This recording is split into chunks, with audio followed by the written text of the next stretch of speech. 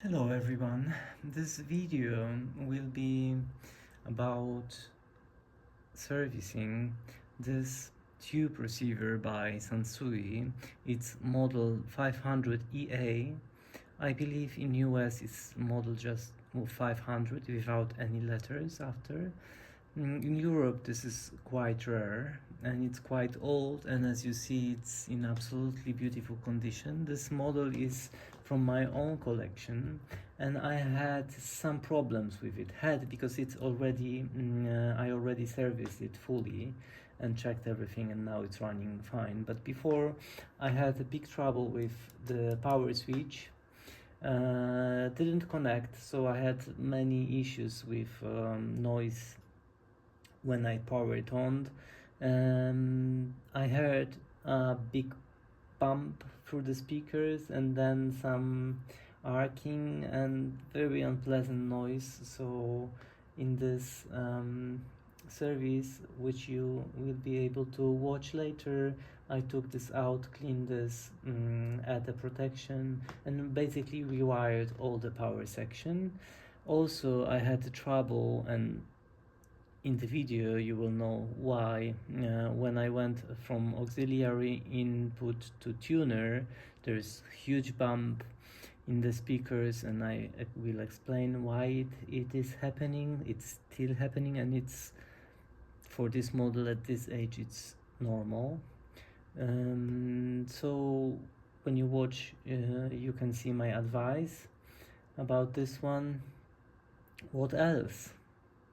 I explain. I thought I had trouble with tuner because one channel was playing, and also I figured out why.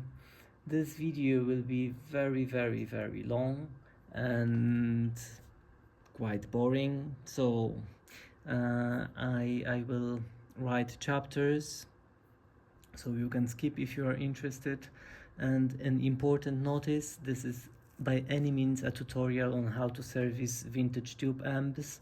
If you don't know, if you are not a technician or don't have any technical knowledge about this stuff, please don't do it by yourself. It's not safe, especially when you turn it on. After you service it, the voltages are quite high. So basically I do it for people who maybe servicing this, or people who own such a device or want to buy such a device and want to know how the service is going and why servicing this kind of equipment is time consuming and basically quite expensive as well. Also, I want to say something. Sometimes you see this kind of receiver for sale for, I don't know, $500, $400, or 500 euro, 600 euro, and the owner says it's fully functional. But if there is no proof of service, if you don't have picture underneath, if you don't know if it was properly serviced, please consider, because the service that I did performed right now, it was just the finishing service. I rewired the power in section with the modern standards. I replaced 2 CAN capacitors and do a little work on the switches and so on. And it took me 7 hours. If I would service it completely, I think 25 up to 30 hours of work, difficult work. The RAM section is quite, and everything is there tight. They designed it, they didn't think somebody will work on it 60 years later. Also, the coupling capacitors, not easy to replace, very tight. And basically also all the potentiometers, not easy to service. So you have to consider, if you buy something cheap, then you should talk with a technician first, or if you don't know how to service yourself, please consider it's not a bargain to buy something that needs service for that amount of money. And also this this particular receiver had a capacitor at the power section, power wire, connected to the ground through the fuse. So from start it wasn't safe to use basically. So it's an old device, you have to consider service. And that's it, I think. Please, one more time, this is not a tutorial. If you are interested in how working on this looks, or if you work on this kind of equipment yourself, maybe you can find something that I do useful, I hope so. Or maybe you can share your own thoughts on how to service this kind of equipment, because basically knowledge about servicing this, it comes from experience. So if we share together our own experience, maybe we will do better job. One thing also, I will attach pictures here. I have the base potentiometer, and the minimum sign is green, also treble potentiometers, and the 6 is also green. I will attach pictures. I don't know why, but it looks like factory signs. Really very beautiful sign. Don't know why all those are green. Anyway, now this receiver sounds really beautiful, especially after replacing 2 remaining CAN capacitors. So I invite you now to watch the video and hope you will enjoy it. Here you can see the underneath of the receiver, a lot of parts and wires. I already serviced it a little bit. I didn't service it fully. I replaced the coupling caps, which is the most important. I replaced the main filtering caps with diodes and some electrolytic caps. Also, it was the first stage, it was to replace the coupling caps. Then I replaced the main filtering electrolytic capacitor, then some electrolytics here, and then I, which was the most time consuming, it's all the film capacitors, basically originally PO capacitors in the preamp section. But still, I had some, of course now I can run it quite safely and it sounds quite well, but I had trouble with the power switch, and I decided to modernize all the powering section here. So I will add a properly grounded wire, and the thing they did here, it's worth mentioning. This cap goes to the ground, so I will add a grounded wire. I will not need this one, and basically this is an old type cap. You should remove it. I didn't notice it before, but now I notice it when I look closely at how they did the wiring to power on the amp, and this goes to the ground. It's not safe. This is between the hot and neutral line. I will replace it with a proper cap with X2 certificate. And the way they did it, it's really, you know, the fuse holder is here. So I want to go with my hot wire directly through the fuse to the power switch and to the transformer. And if I want to do that, I would have to go here, and from here to here and come back here. It makes no sense. So I decided I will resign from this fuse. I will add fuse underneath, and I will go directly to the power switch and come back to the transformer. I will probably place this cap between hot and neutral line in some other place. I will resign from this. I will add the grounding wire probably here or here. I didn't decide it yet. But for now, what I want to show you, it's the power switch. I already disassembled it. This is the case of it, and this how it looks inside. It's basically, you know, I use some cleaning compound here, not to disassemble everything at the beginning, but it's really not, it helped of course, but basically if you disassemble it and clean it properly, it's the best way. And this power switch didn't have any protection on it. I will add RC here with proper certificate, and most likely it will live much longer.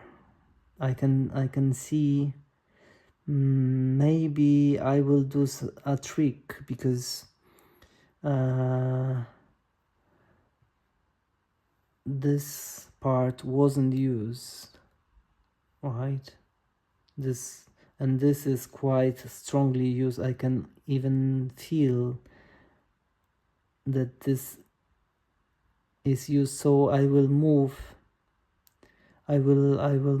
the switch. This will be unused, and I will use those two parts to power it on. It's a trick you can use if because this wasn't used and it's in nice shape. It was just to turn it off, but here I can already feel the spin. It's already, you know, you cannot see. Maybe I will make a picture so you can see after I clean it, because now it's basically dark. Also you can see, I will just use a cotton pad and I will show you the cotton pad how. See, it's oh my god, see this? Yeah, it's always best to disassemble those kind of switches, and if it's possible, right? Sometimes it's not. Yeah, I will go on with the work and come back.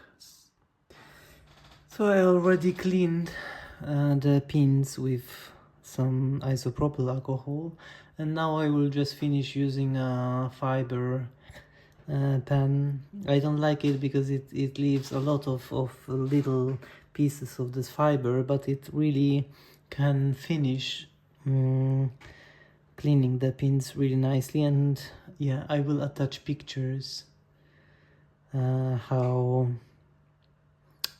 good job does it work, how good it works on this. Here how it looks after the cleaning with the fiberglass pen. Here you can compare the cleaning only with isopropyl alcohol and the one with fiberglass pen. And here you can see both parts already cleaned and ready to assemble it. I already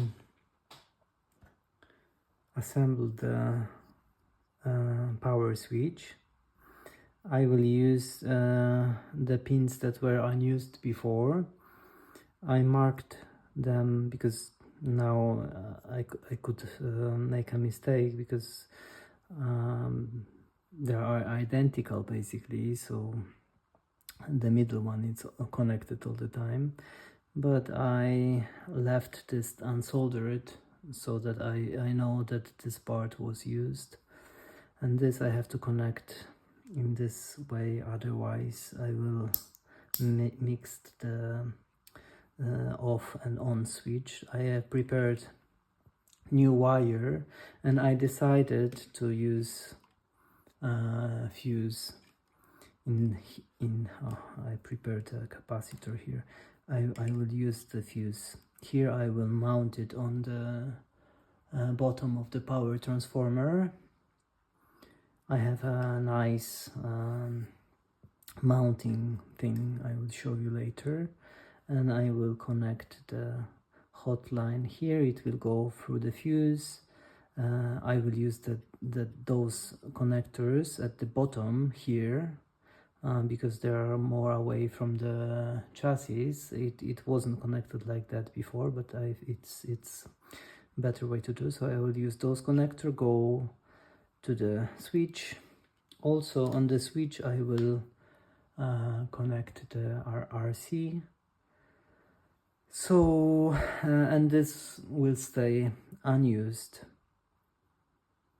Okay, I will show you the progress in another shot. So the power switch is already in place with the RC protection. Here how it looks here. It was a fiddly job, but the wires are prepared for the next connection. I decided to use the same mounting places with the same cover protection here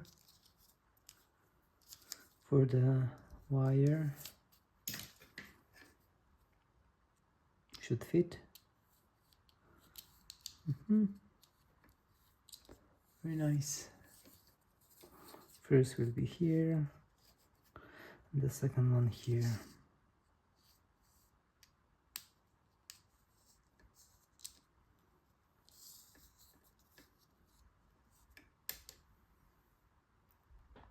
I removed the connectors on the side to prepare them for soldering. I want the soldering to be solid, and also I have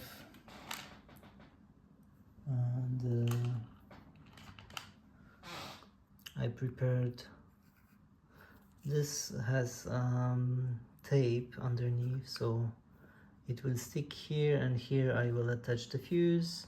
The hot wire will go here, then through the switches, through the sockets here. But because I don't have the power cord yet, and I need, before I attach the fuse holder here, I need to have the ground soldered already here, because then I will not have space for this. So taking advantage of that I don't have power cord and it's easy to move around the receiver, I will replace the rest of the filtering caps, this one and this one. Those are still original on the other side, and I prepared little boards here with capacitors. This is the first one and the second one. So yeah, I already marked the wires here, so I will not mix them up. Also I marked the wires here. Of course, if you have one color, then it's easy to mix the wires. Of course, I am aware where the wires go, so this helps. But this way I will make a lot of pictures, and then here I have 2 dots, here I have 1, and the third red wire doesn't have any dot, right? Here I have 2 resistors connected for this one, and so I analyzed this a little bit, marked the wires, and I'm ready to cut them and to install new capacitors here. I wanted to share one thing that is very important when you work on amp like this. I already prepared the wire. I cut the isolation from the wires, but it's not enough. I cannot now remove the capacitor and solder them because they are not prepared. The solder will not hold to this because those wires are old. So you have to prepare them for the soldering. And to do that, I use a little knife and just gently polish the wire. I will do this with all of them, so I will not record everything, right? But you have to be quite precise with this,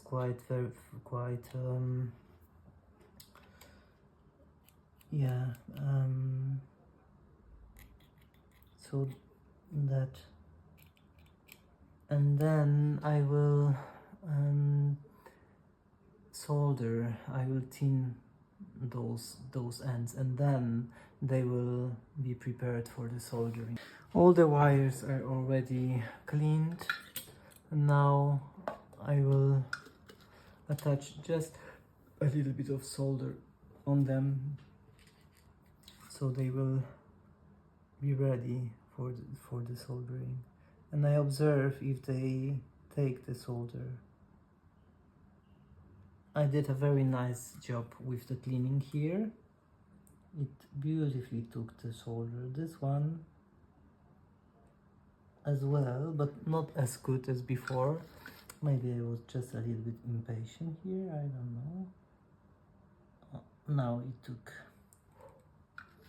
And if I don't scrub it, it will just refuse to take the solder. Of course, I could heat it, and maybe after some time it will take the solder, but then probably the insulation would be damaged a little bit. So I think this is the only way. I don't know any other. Okay, let's see. Maybe I will straighten it just a little bit.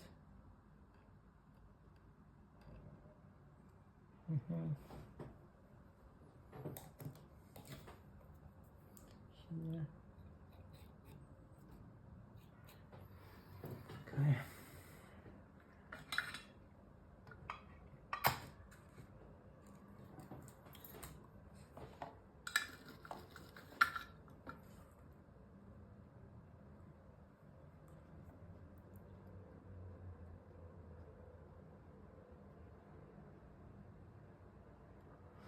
Now it's fully covered, ready for soldering. Now I will remove the cap on the other side. And here are those two caps. I already prepared the wires of this one. So I will remove this one.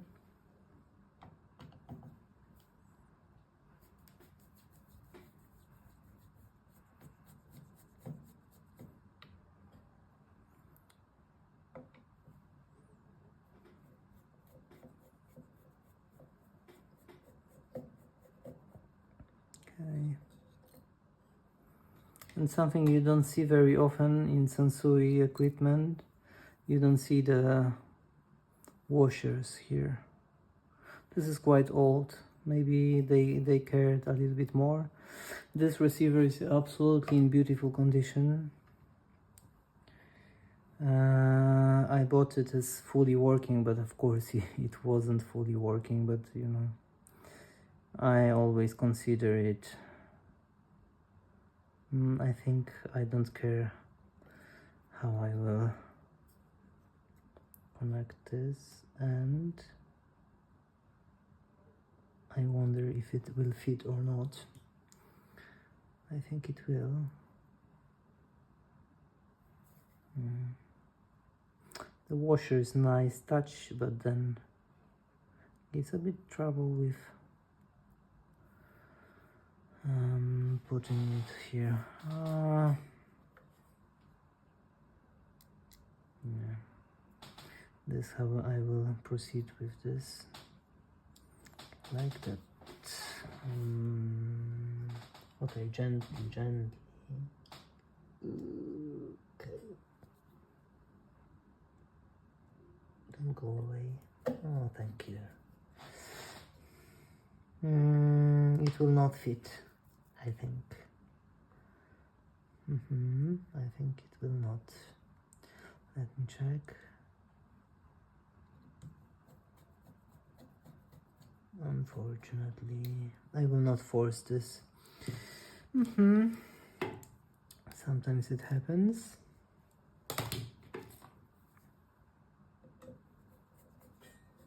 Doesn't matter much.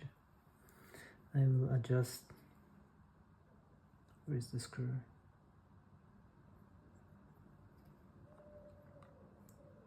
Here, okay. Anyway, I will do something like that.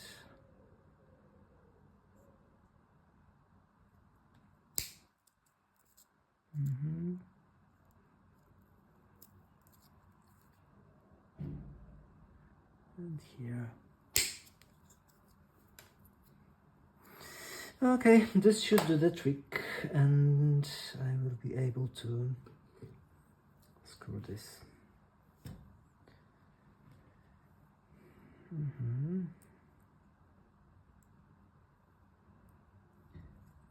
I will start from this side now.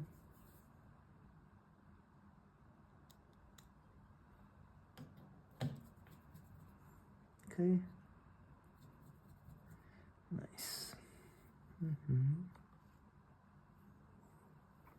Maybe.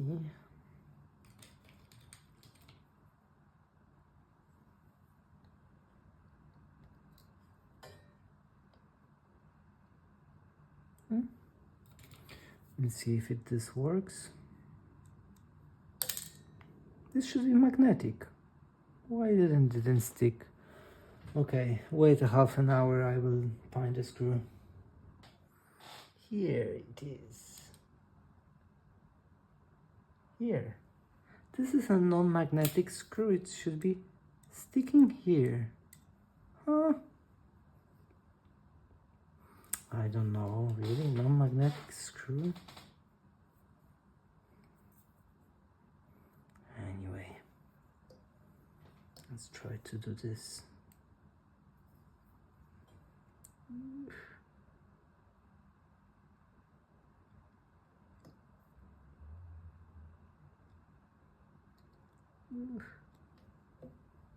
Okay. Whew. Nice. Success. Okay. This is how it looks now. Let me turn it over. A short picture on how it looks. So this is how it looks underneath. First I will attach the grounding wire here. Not much space here, so I have to be careful not to burn anything.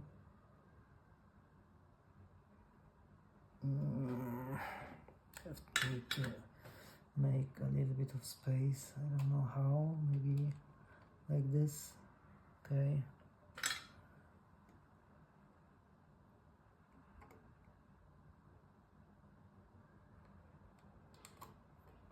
Okay. I will add a little bit of solder.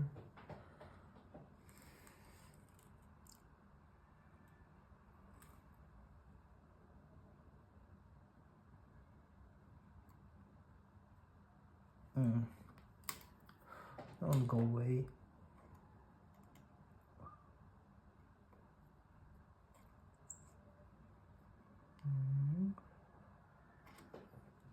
This is fine. You will probably see a lot of my head, so you can tell me if I'm bold already. I never see what's there.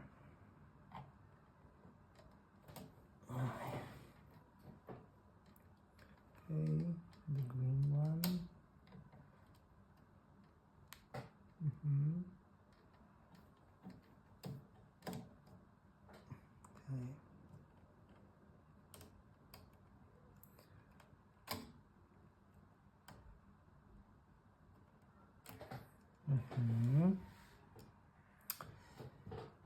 Okay, I will go with this one first here.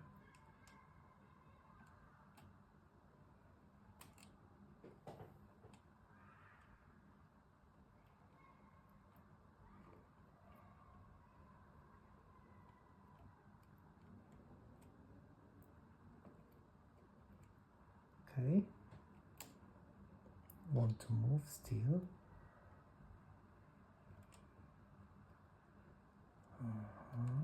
Come. Stay and don't move, please. That's fine. I'm thinking. I think those two orange will be on the way. Okay. Okay, I will connect those two from the same side. Originally they were from different sides, but I don't this doesn't matter.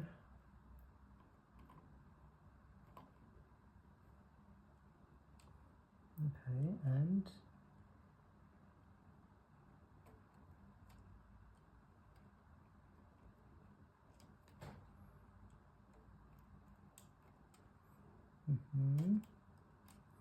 and I worry the green one when the insulation will melt. Now it will not. Okay, so if you bend the cable just here,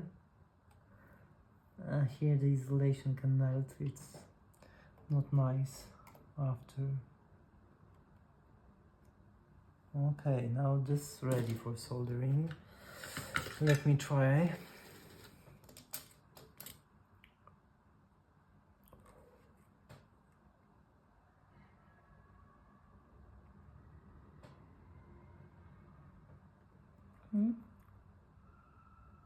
No. This is very good. Nice. Now, this one and those two. Hope I have enough cable. This I have enough, yes. Just stuck here.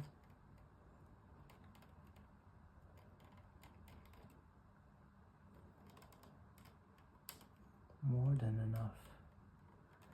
Even. Come on here, babe. Come on.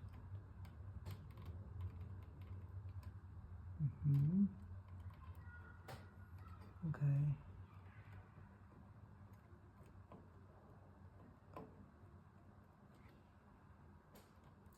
And this one is from this side. Also, I have enough.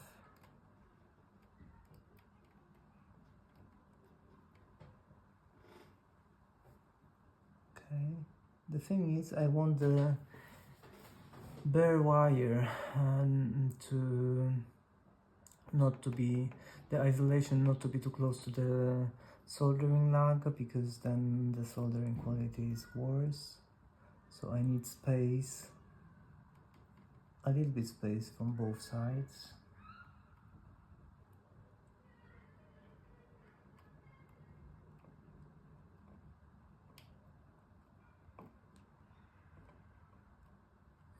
And now I think it's almost good, almost.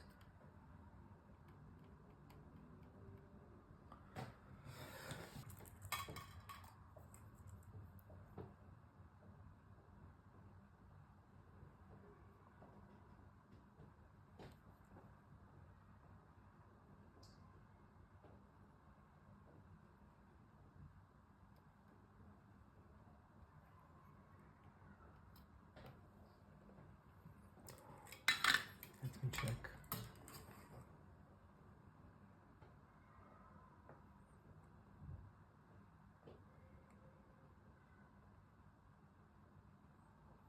It's nice.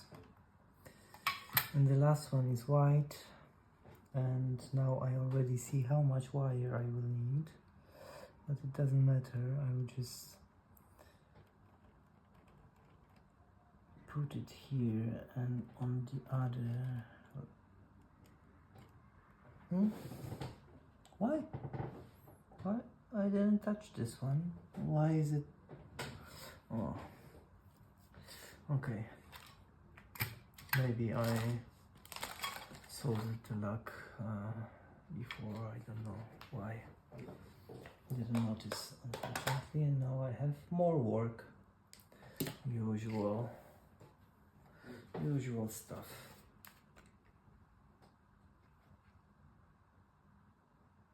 I just have to take the solder out of there. Okay.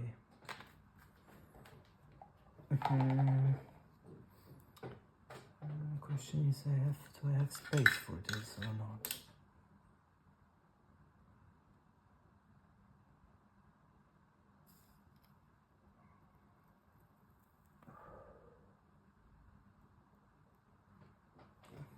Worked like a charm. I'm happy with this. Just I will move the grounding wire a little bit down.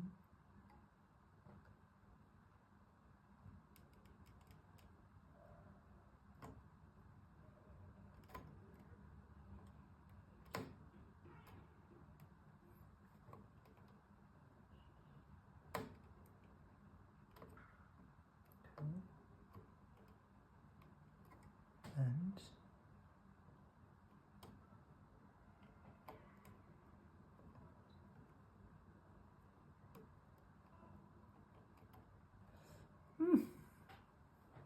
I will use the whole cable. I will not have to make it shorter. Nice.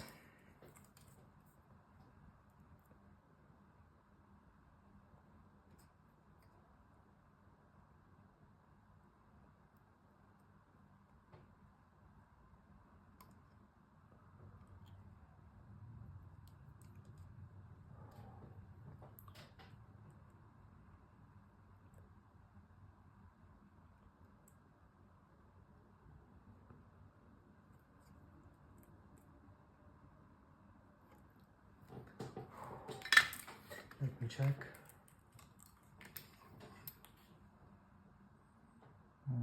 This is perfect. Now I will just move this a little bit just to check if everything stays in place, doesn't move. Never do it when the wire is hot, because then the isolation will be a little bit damaged. Okay, perfect. I will go to the second one now. And here is how it came out underneath. This can cap is already replaced. Now it's time for this one. I have to cut the wires, and I will do that. But also I have two resistors that I would like to reuse, basically. So, but I will cut this one, as I already see I have a lot of space. No, the leg is quite long, so I will not have a problem with reattaching it. I will just make some space. This should be enough. And I'm looking at this one.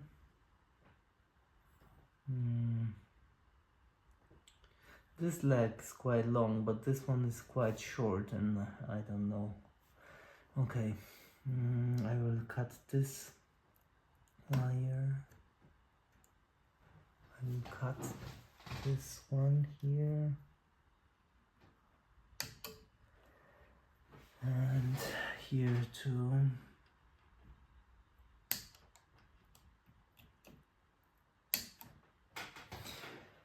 By the way, I checked the capacitance of this resistor, and basically all of the capacitors are leaky. It should be 20 microfarads. One of them was seriously damaged. I couldn't measure the capacitance because it was showing 25, 30, 50, and it was floating all around, and those three were like 27, 25, so a little bit too much.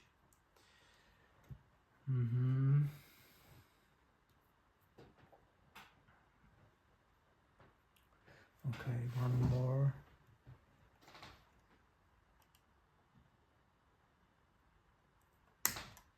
Okay. I'm thinking maybe I will leave this resistor. I will take it out when I remove the can. I think it will be possible. Okay, let me turn it over. Okay, so here we are. I will remove this can. Some wires are on the way. I don't want to damage anything. Of course, I'm using Japanese standard screwdriver.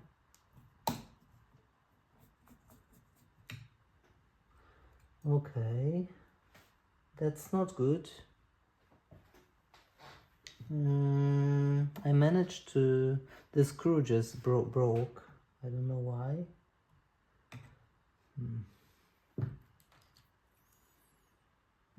I will try to remove it underneath. Okay.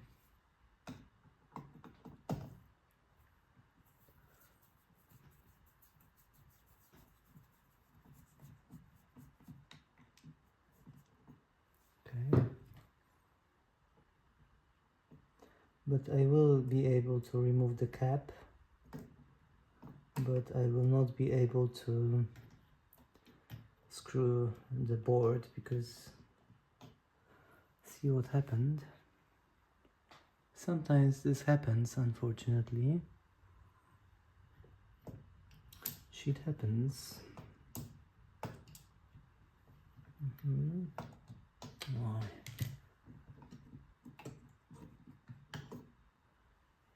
Okay. Now, as I remove this, I have more. I am more free to cut the resistor very close to the soldering lugs.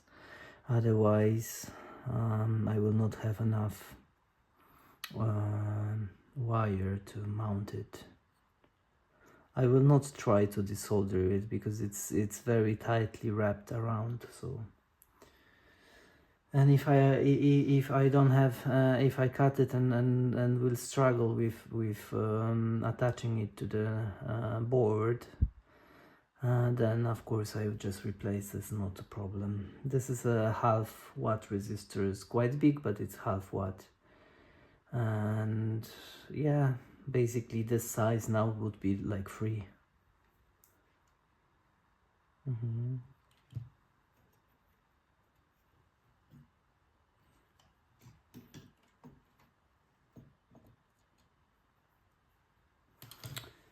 Okay, let me check underneath what happened with the screw. I will fix it now.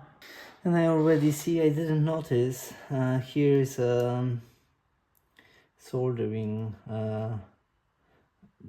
lugs attached here, and this was the lacquer was used here. If I noticed this, I would use some nail polish removal to soften the lacquer and it would screw out.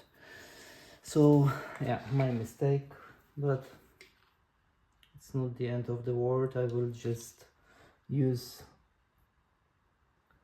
the nail polish here now.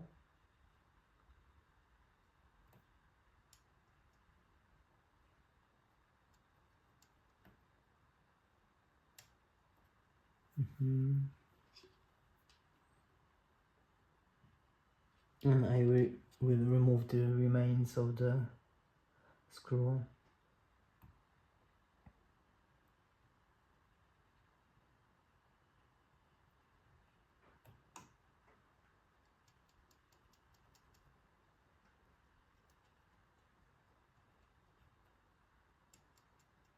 Okay.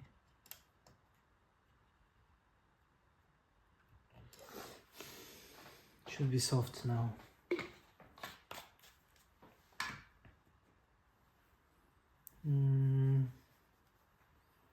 I'm thinking I will try to use my pliers, but if it's too strong, then I will use, of course, a proper tool.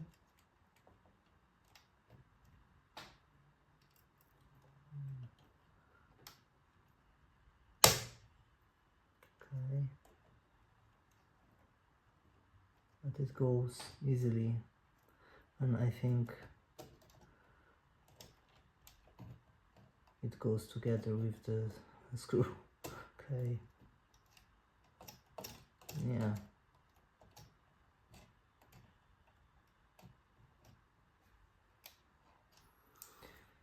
Come.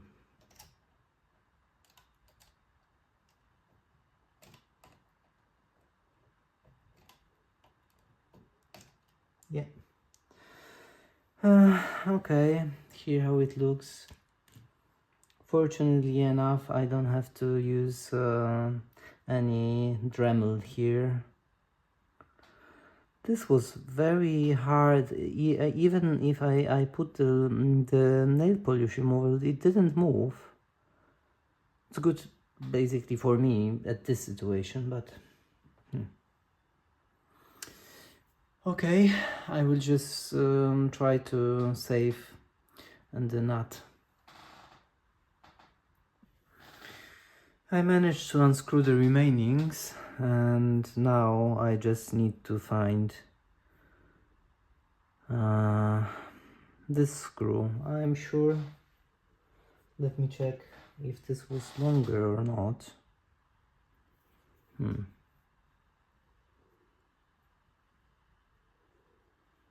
I don't think it was longer. I just managed to, yeah, it was the same. But to unscrew this, I had to use a little bit of force, so yeah. I'm sure I have this screw from some Sansui, because I have a lot of parts, so it will look identical. I wasn't able to find identical screw, unfortunately. I'm sure I have it somewhere, but close enough. This is also from Sansui, but from later years of production. I will use this one, and then if I find the identical one, I will just replace. So I will move this original screw to the place that the previous screw broke. And before I attach this ready board, I will prepare the wires for soldering, which is the most important part and maybe most time consuming. I will just cut a little bit, then come here, and then take the isolation off. So I will do the same for each of the wires. So I removed the isolation from the wires, all the wires. I had to remove the ring here, and I replaced it with a modern one. It was the wires were held by this, but I had to remove the grounding wire from this, so I had to remove this. Now it's not fully attached. I will straighten it when I solder all the wires. And now the second part of the preparing wires, and I will start maybe with this resistor here, because the leg also need to be cleaned.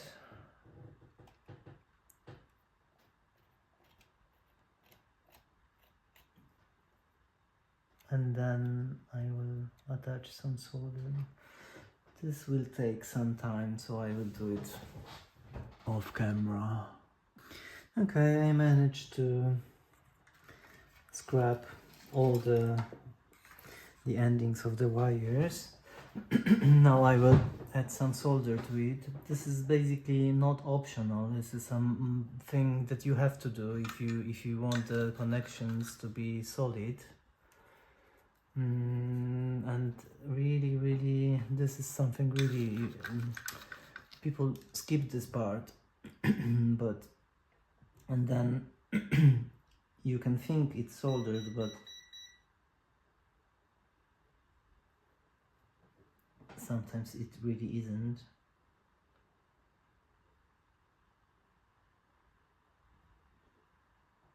Okay, nice.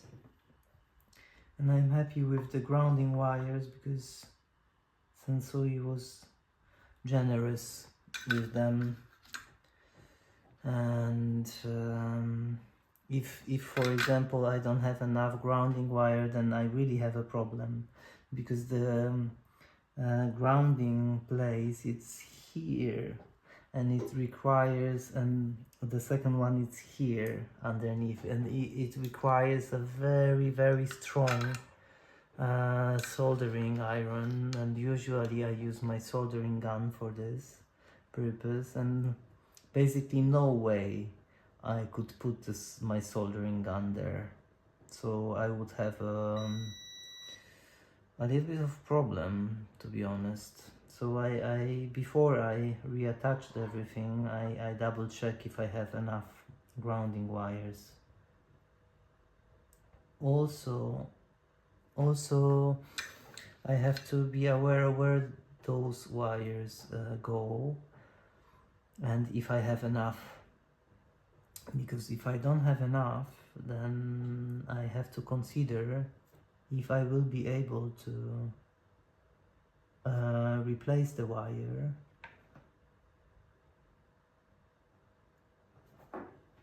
And now the big guy.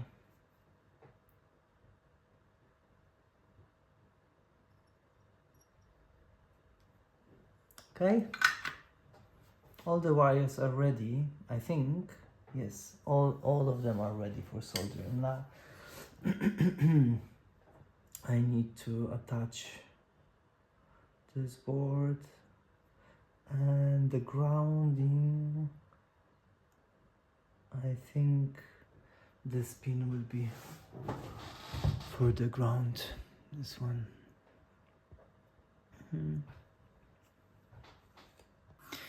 So I suspect it will not fit, and I will have to do the same thing as here. Let me check. Yeah, unfortunately I have to cut this the same way.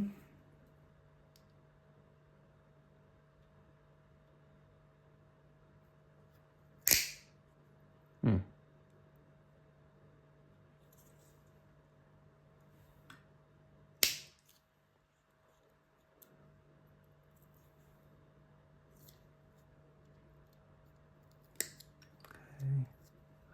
I don't think that's enough. Okay.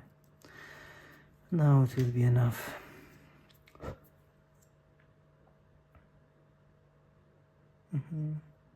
This direction. I don't remember which one had the pin and which didn't have. Okay. So here I will use the original screw, because it will be much more difficult to, non-magnetic. I don't know. See, this magnetic. Good. Anyway,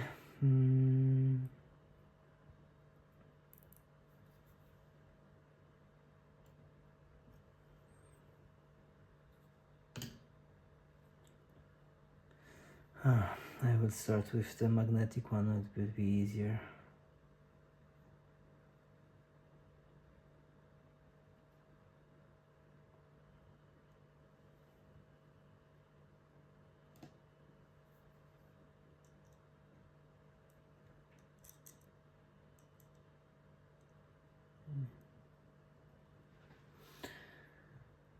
Okay.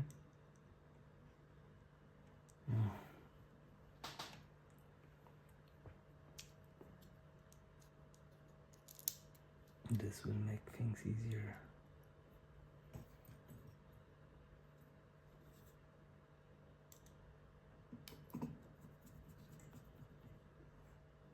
Okay.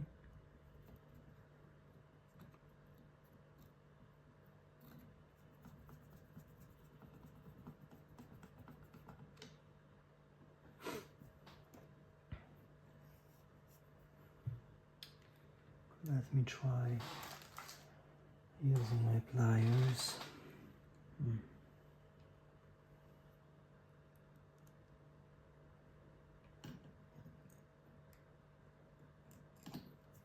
Okay.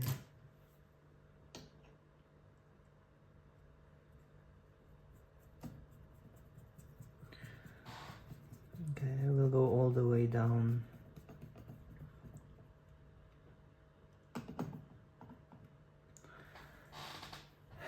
Good. Let me turn it over. Okay, I will not screw this yet because I have to connect the resistor first. And now I have to, I don't have much space. To be honest, I thought I will have more space.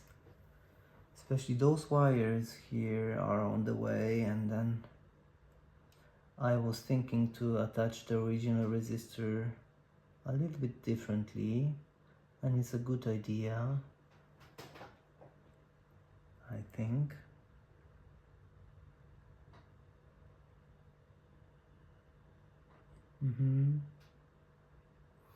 Okay, I will prepare this for soldering, but let me think a little bit, because I have to do it in a certain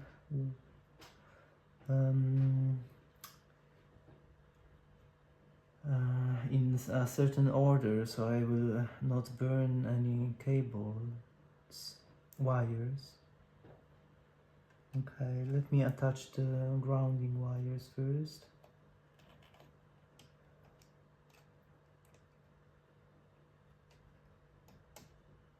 Okay, this one's in, and now this one.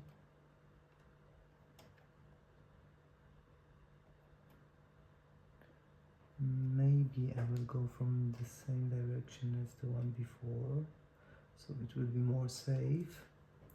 The wire. Not much space here, but it's the usual work.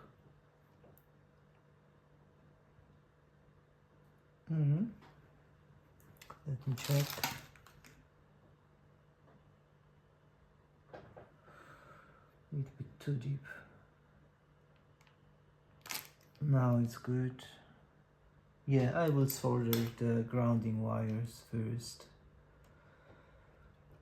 They are quite deep.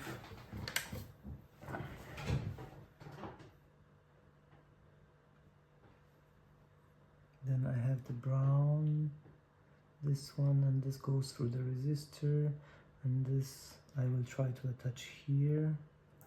Yeah, so the plan is good. We'll see how it goes with doing the plan.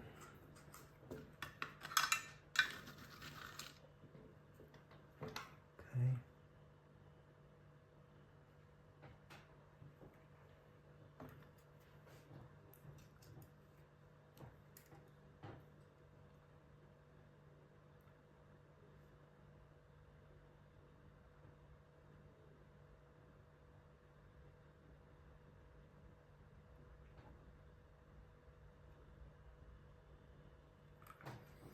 That's not very good.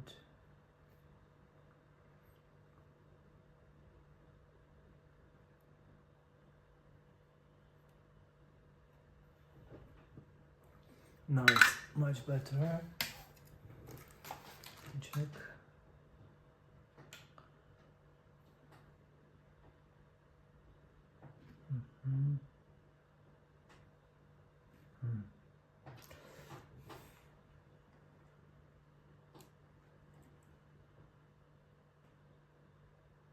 I have to wait a little bit until the wires are cold, so then I can...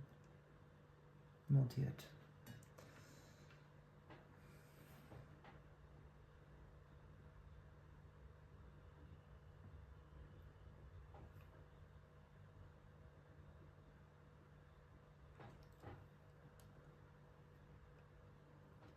It's solid.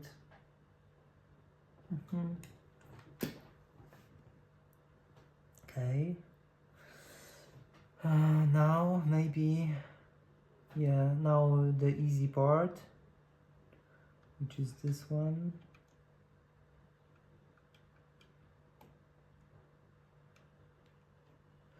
and brown.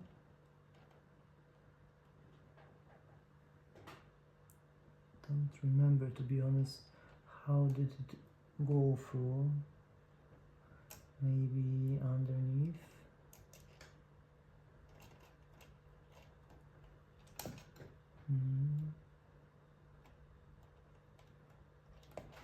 I think so.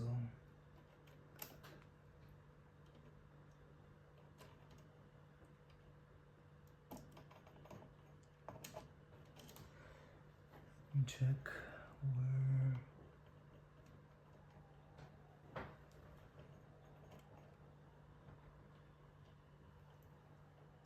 It's here.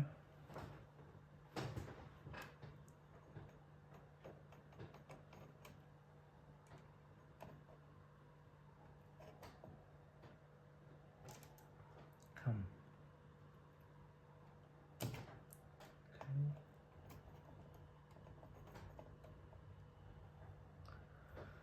This should be enough.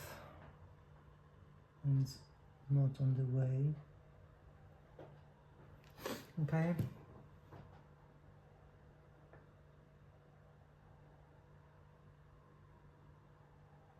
Yeah, because if I put the resistor now, then I will not be able to solder those two. I'm checking if this wire is not too stressed. It's not.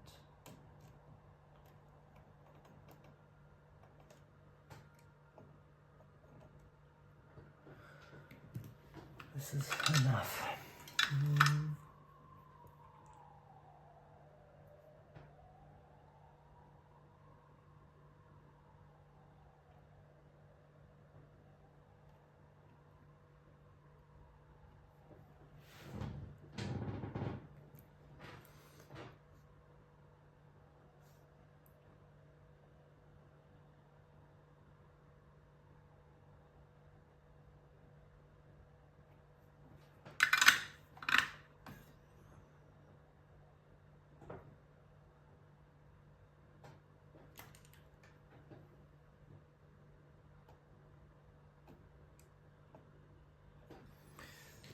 Okay, let me prepare the resistor now for solder. I cannot solder this like it is now, of course.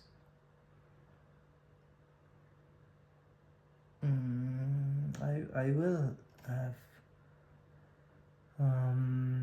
but I have enough space, but not much space, but should be enough. It's good that I cut those legs when I removed the cap, because they are quite short, and basically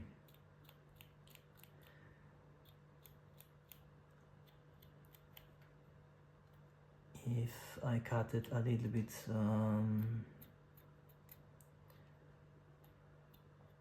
further from the point, then I would not have enough wire and I would have to replace it, and I don't want to, because this is perfectly fine. This one's 10K, measure like almost 10K, so within 1%, despite 10% tolerance, it's within 1%.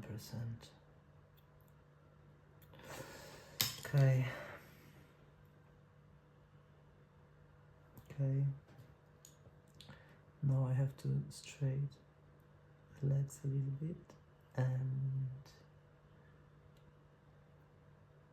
bend them a little bit here and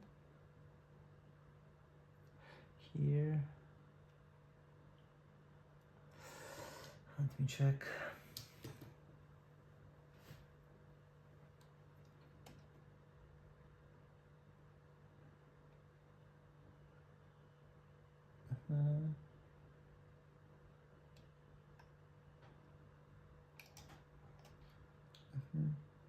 Almost. Almost.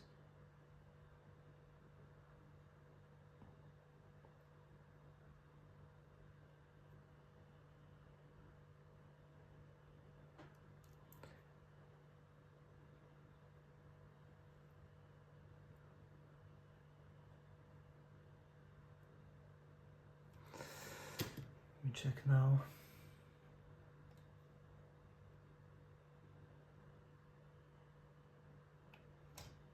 Now this is fine. Now what I have to do is put just a little bit of solder here. This will not stay, I will use something else.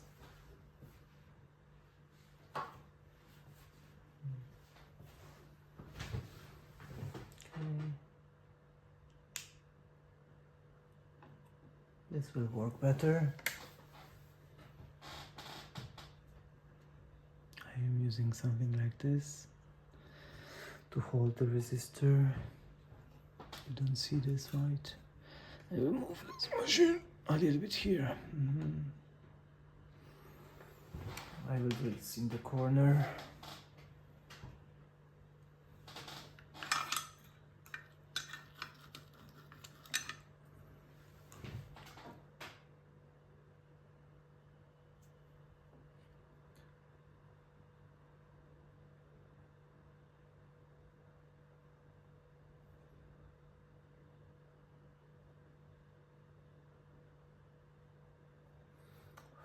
Okay.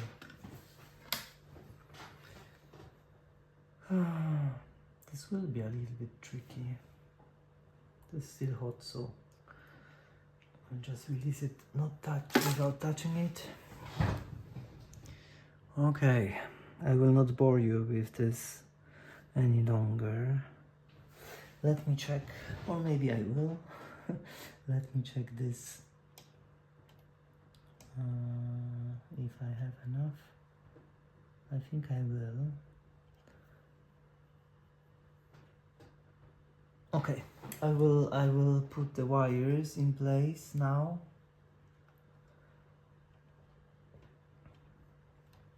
Hopefully I have enough of them.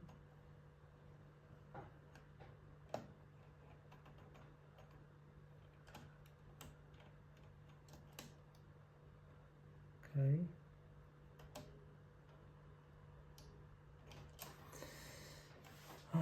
Let me check where does it go and where I can. Okay, now I will have enough. Good.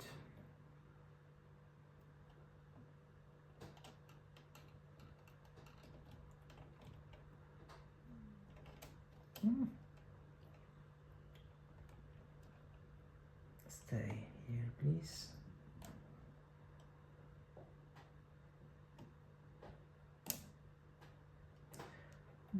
This cable doesn't want to stay here. I don't know why. Maybe I have an idea.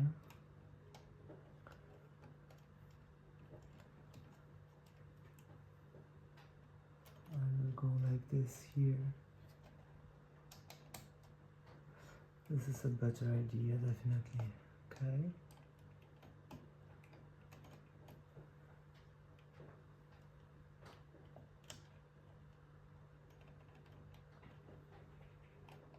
Is it or not? I don't like this. Okay. I will stick with the original plan. No.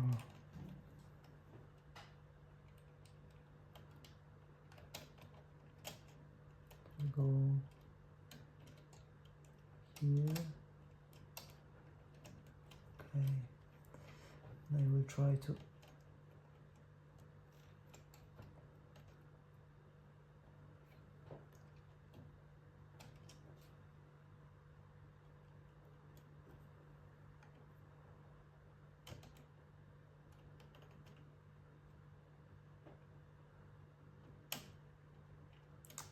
come on.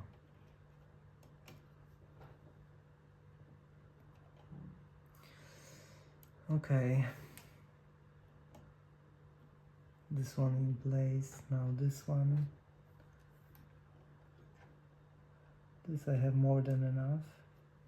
Just will straighten it here and now this is the problem. It's too long, but I will not make it shorter. I will just move it here a little bit.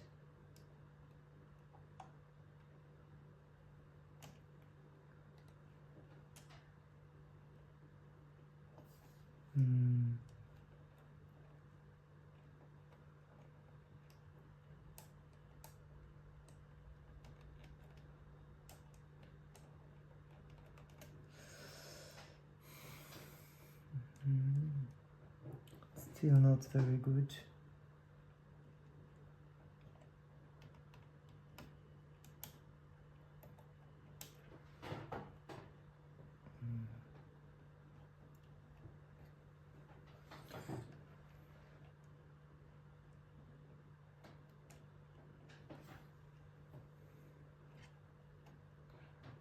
Which one is it? This one.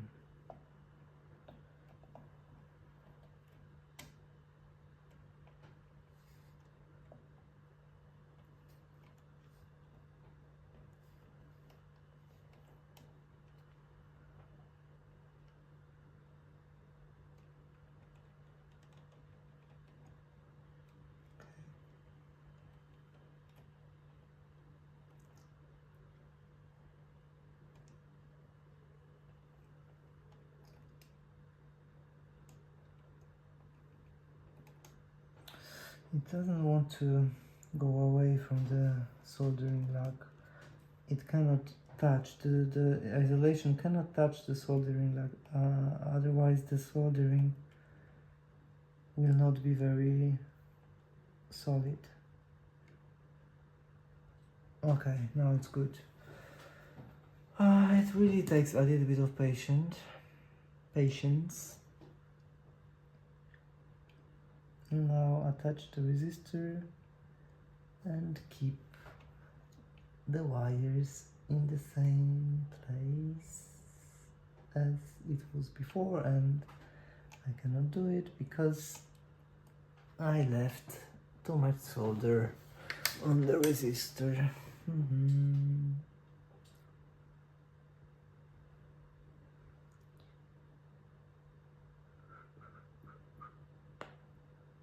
I will just touch those ends with soldering iron, and that's it.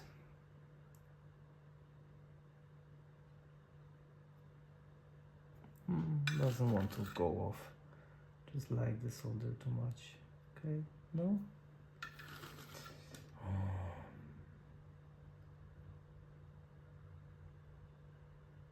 Oh.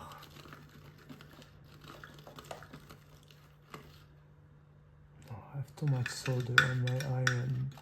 That's the problem.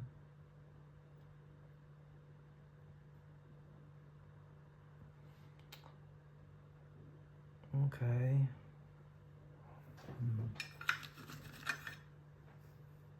Yeah, and the resistor is getting hot, and my fingers are not like this. They don't like this. Let me check, maybe that's enough.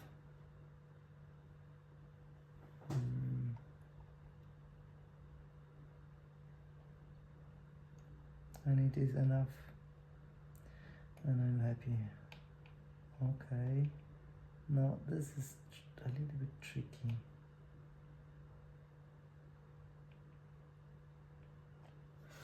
Okay, let me check.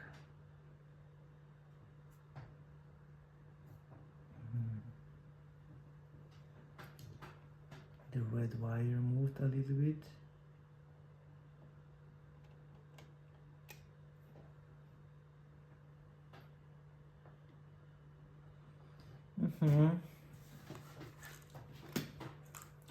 That's good. I will first solder the easy one. The thing is, now I just want to solder it just to keep this in the correct place, and then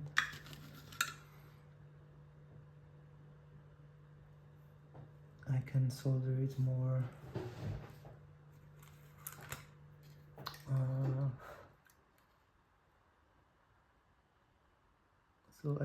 to move anything here.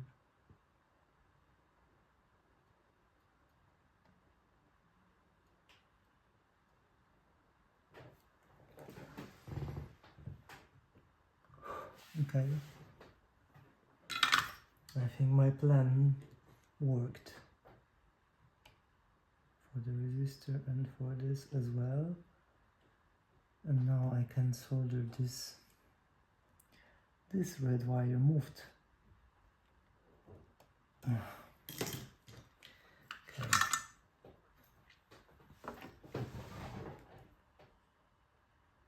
I have to do some yoga now, soldering yoga. I will use my left hand, I think, or not.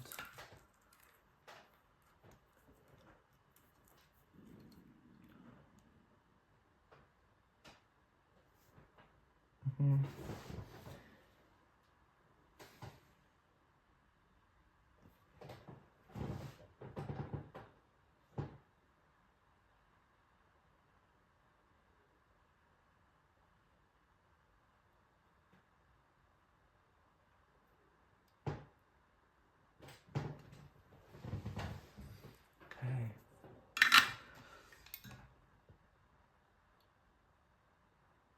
This one is perfect.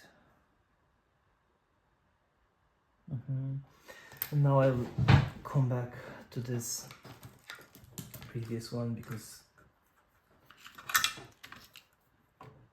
I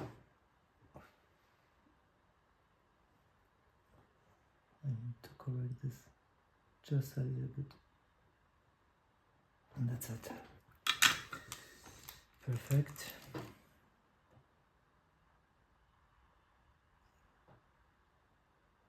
Yes. And now the last part is to connect this resistor here. And of course I will not try to go for the hole because I don't have place for this. I will just bend it in such a manner that I will be able to solder it on the outer side of the soldering lug like this. But I want this wire to be very, and I don't want to stress this leg, of course. I think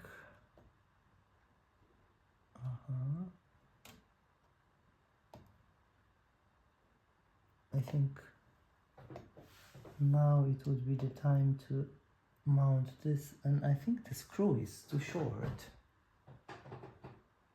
or not, or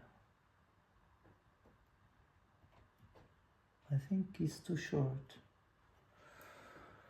Okay, let me turn it on the other side.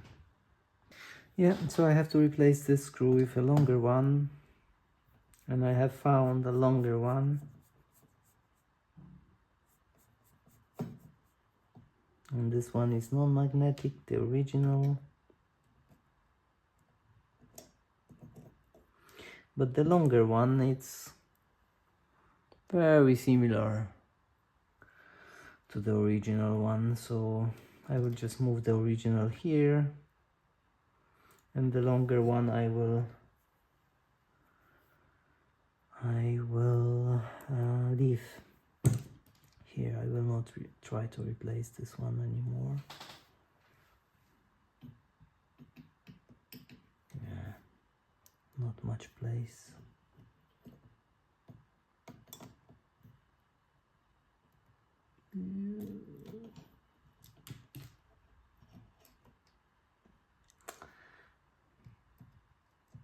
It wasn't a success, unfortunately, my plan. Okay.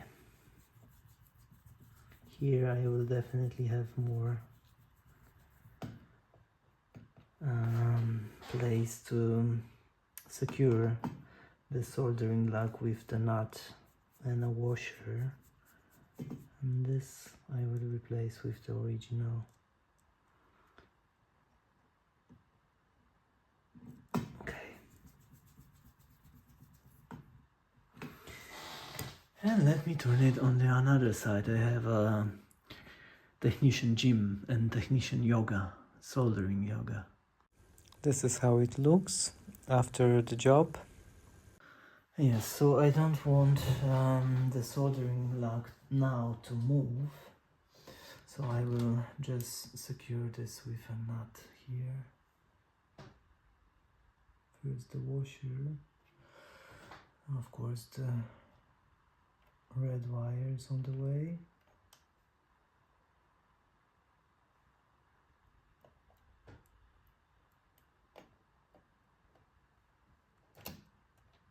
No? You want to go deep? What is the trouble with this? Why you don't want to fall down? Oh, thank you. Okay, now this.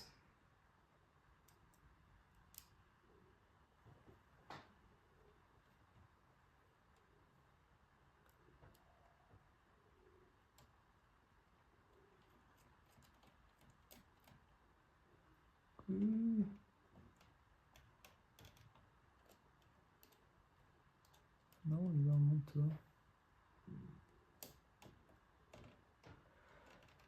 Okay, the red wire I will have to keep. Okay, slowly going down. No, I cannot do this by finger. Okay, it will take some time. To be honest, I have to do this with this because even if I have a proper tool, I don't have place to insert it here. So yeah.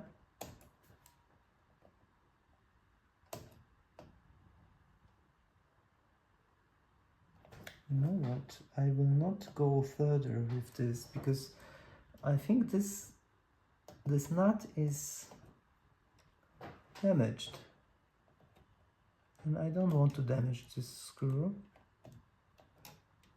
I have plenty of those nuts. I will choose one that is not damaged. But I have to find it first. Somewhere. Oh. Can you please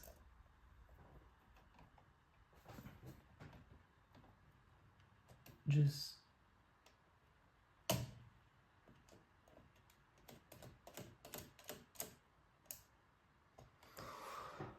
thank you. I will replace this one.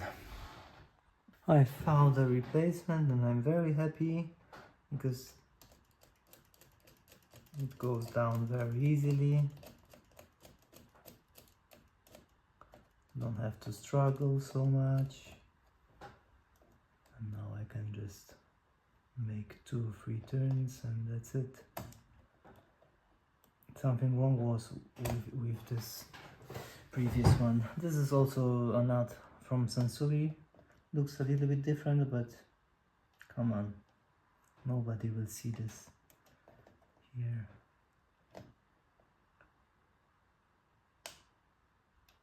Okay. Okay, that's enough. It will not go anywhere. And now I have to prepare this resistor for soldering.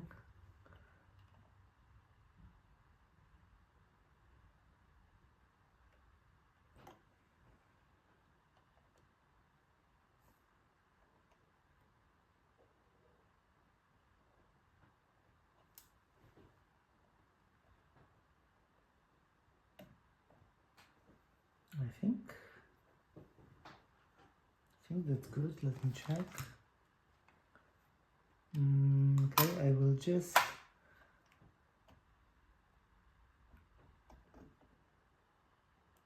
okay.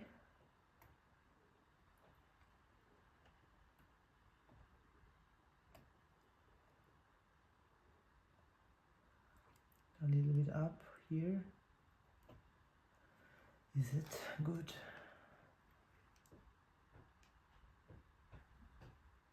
This is very good.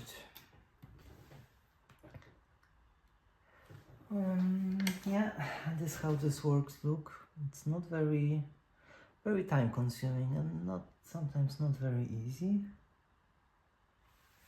but I hope the result will be satisfying.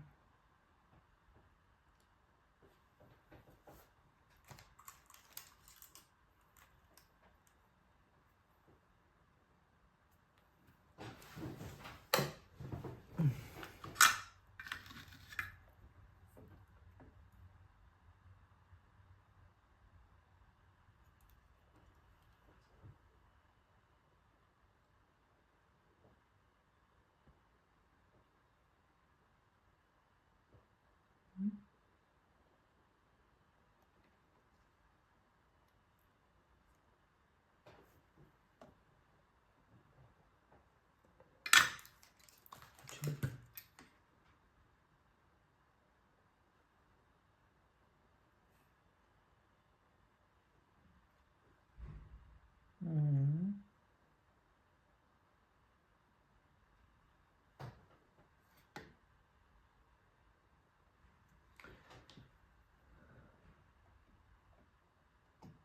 That's really enough. Okay, perfect. Two pictures on how it came out after the work. Now I will, just out of curiosity, I will measure those capacitors. Will show you the result. I didn't measure them before, so this would be the first time. I'm very curious.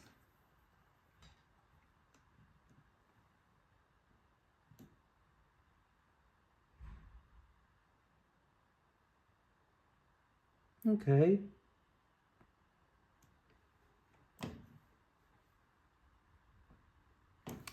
Maybe this will be easier for me.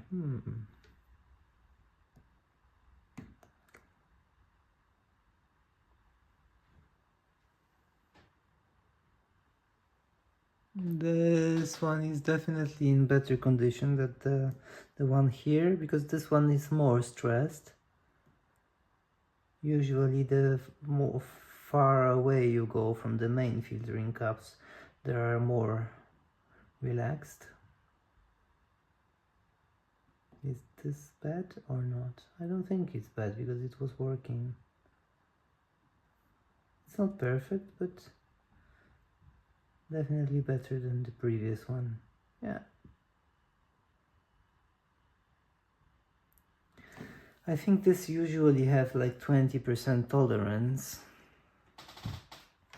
So it's still but you know, I cannot measure this under the rated voltage, so basically I don't know, and it's basically better to replace. Okay, so I'm coming back to the powering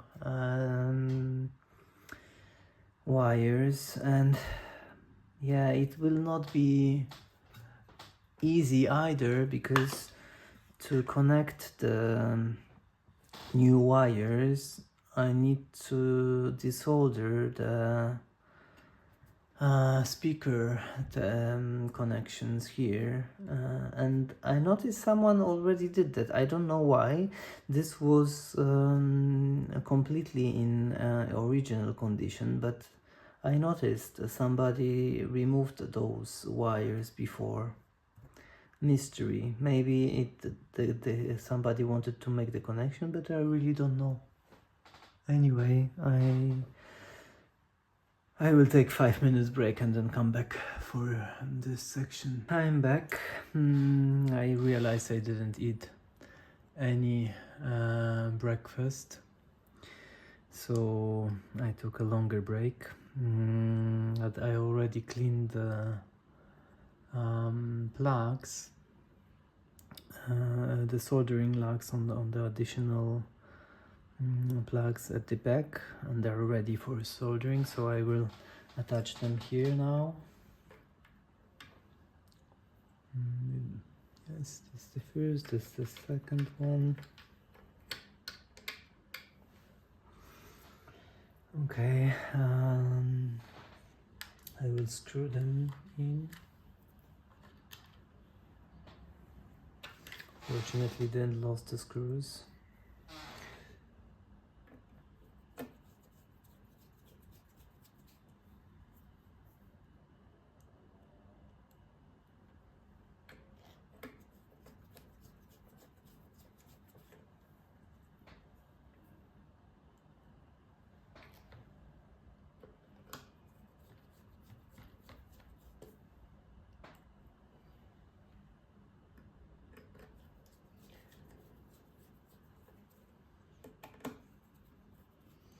I'm wondering, do I need...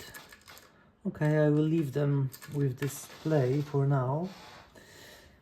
And now I have to also think about the order that I will do things, because I need to mount this additional fuse holder here.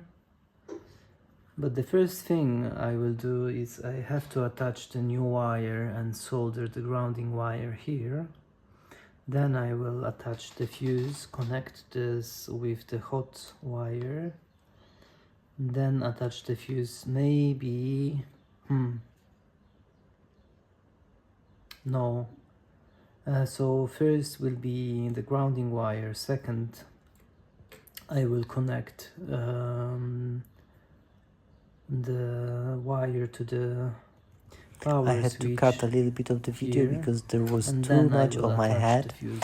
I just This is connected the the order. ground wire, I already which was a little bit difficult the because of power the placing. cable, Didn't have much place, but and I have 3 made wires. it quite nicely.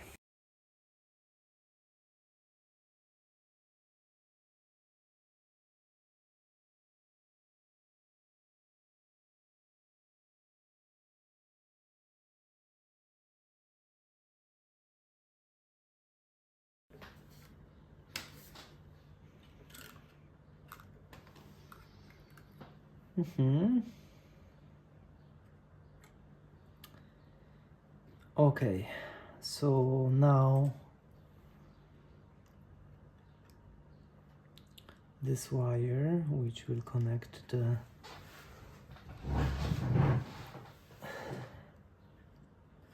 power, and I need this wire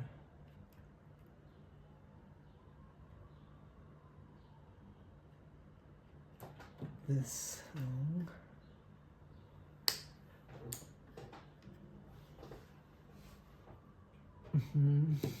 And I will solder it here and here, and I need to take out this amount of isolation.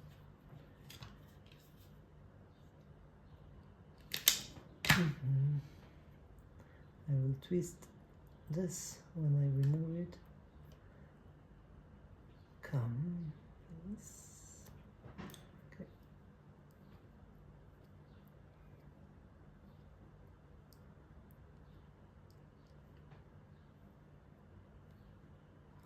Okay, I will check if this is enough. And it is perfect.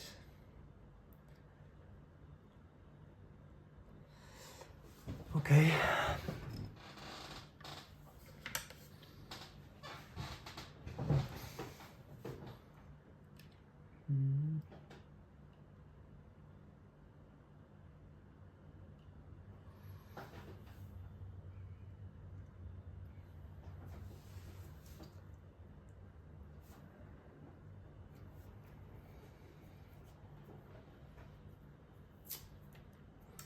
I will also prepare the capacitor, because I will replace this one, and I will put it here. Okay, so I don't forget. Okay.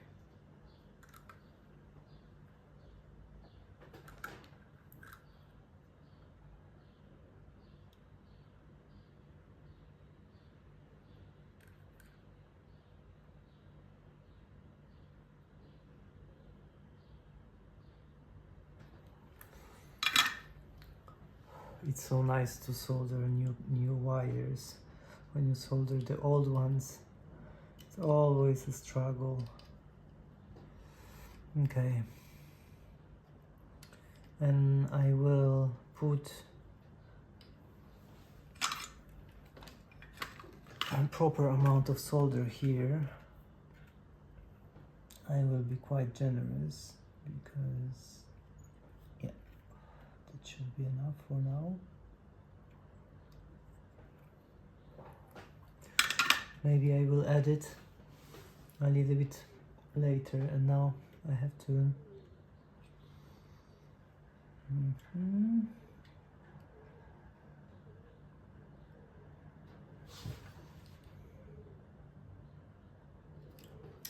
maybe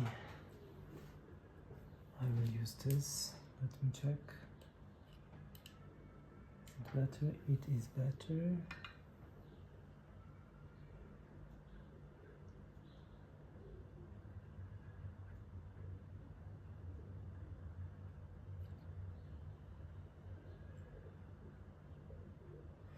But I'm not happy with this.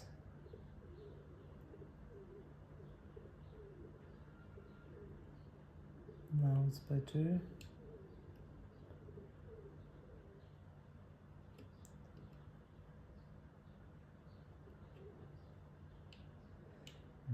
This was really unsuccessful, but I have time.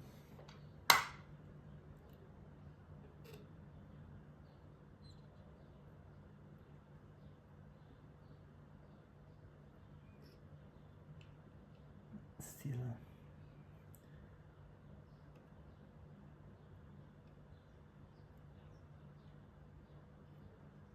Okay. Now it's much better.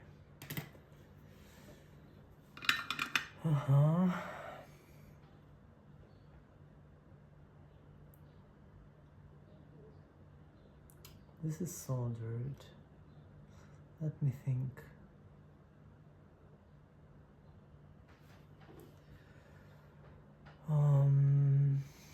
Okay. I will solder the neutral wire now. Here. Okay.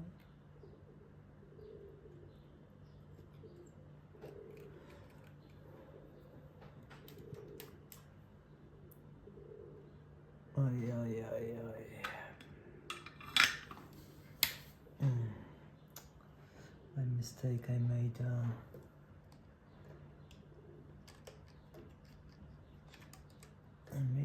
Make the wires a bit too complicated, too twisted.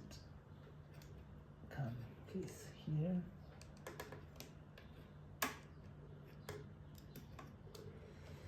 Okay, that's better.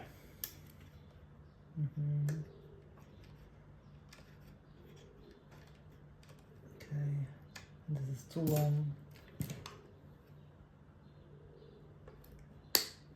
This is enough.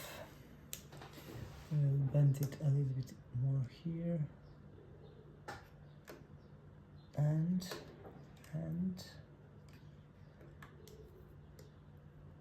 okay. No. Okay. You know what? I have to, before, I just have to be careful because now it's better to do two things. First, this, and this I want to be a little bit not too far.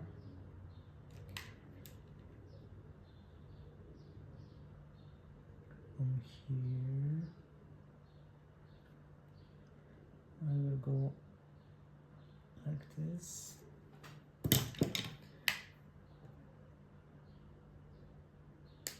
Okay. The same place here.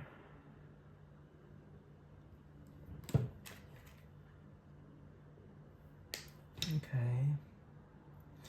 I will try to find mounting hole.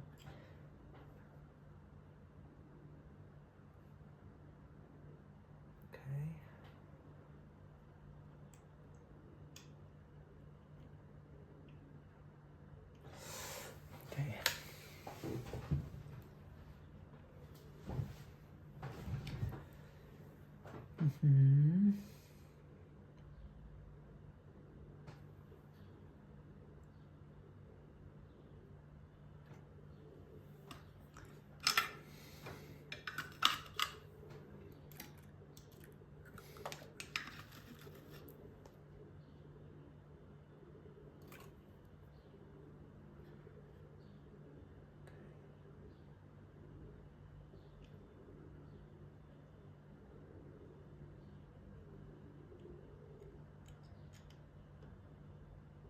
Okay, and I'm in, and I'm happy. I will straighten the connection here, of course, a little bit later when I will attach the wire from the fuse holder. Okay. Okay. A little bit more. Okay.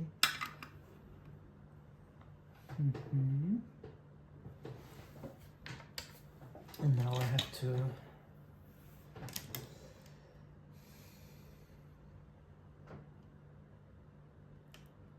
go here, so but I want this to go underneath, so here. Okay, I will take a little bit longer, then I will shorten it if I need. Okay.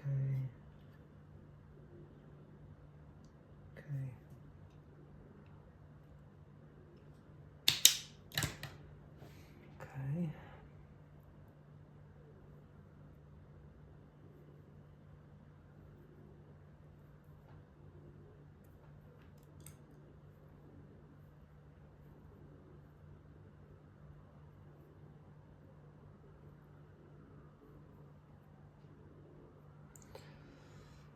Okay, let me check. Oh, it's too short. I will use this tool.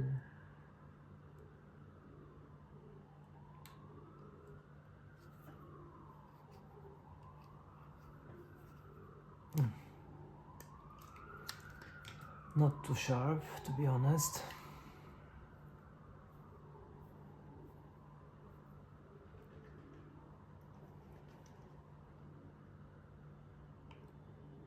It's still a little bit too short. Come on, maybe I can pull it.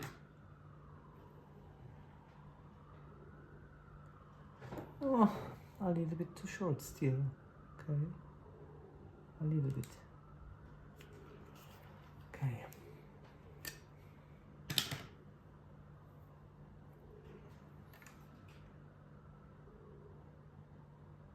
And this is perfect now.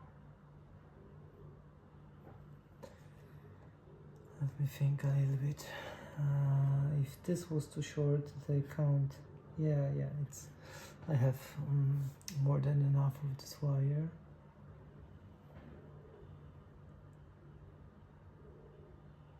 Okay.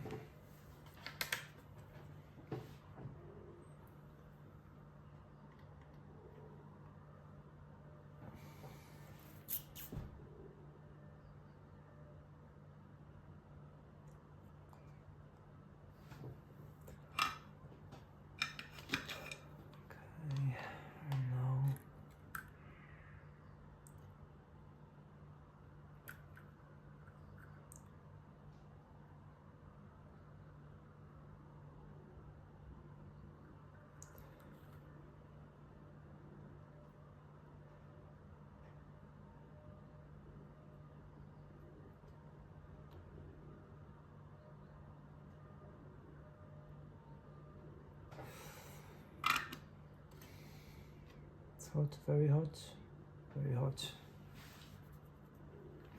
I forgot. Now it's time to straighten this connection here. I will have to use 2 pliers, and I have to find my second pair. And I found it.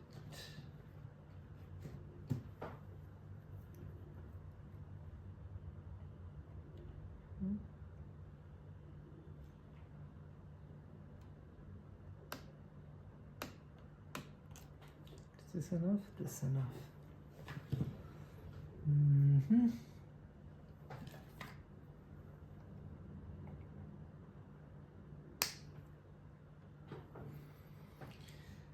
Okay.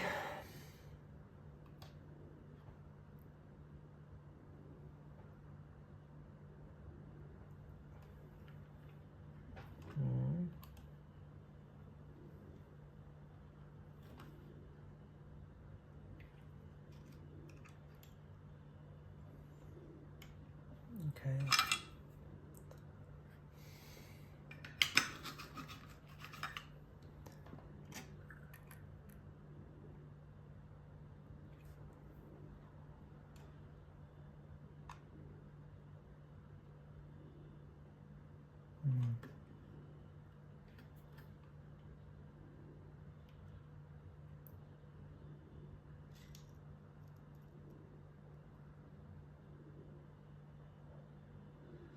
Perfect. Now here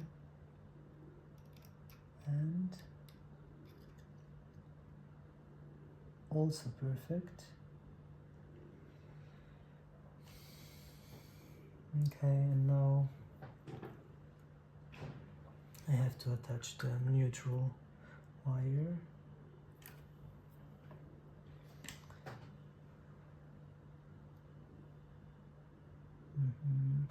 I have to add some solder here. It's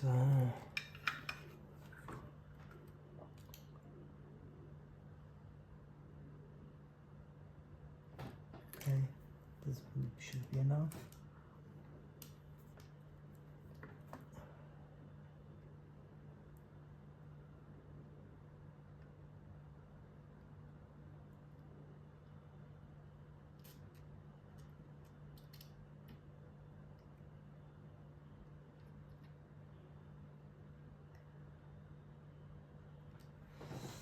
Okay, and the connection is very strong, I can see.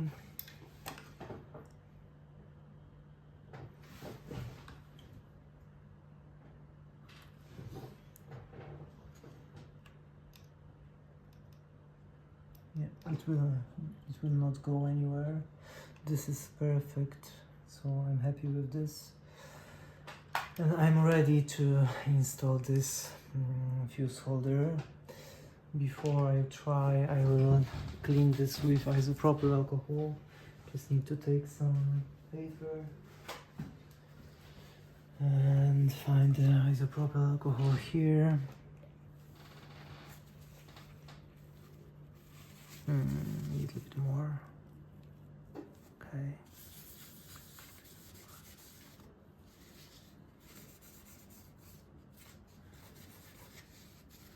I need this here, very clean, and here. It's enough. Okay.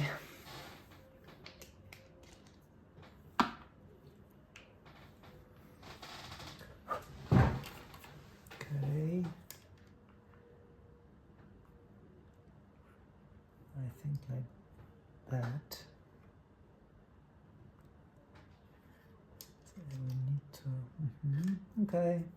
It's not critical, to be honest. It's really not. Okay.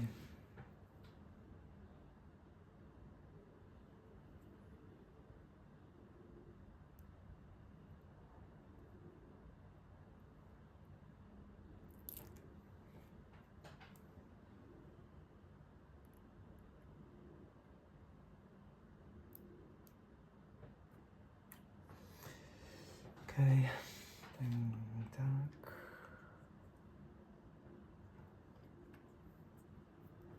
And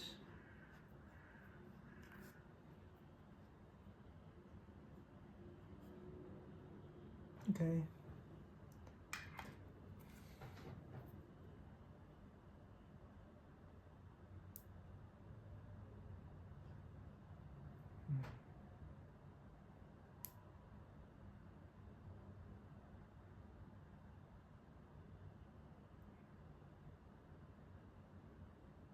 Cool.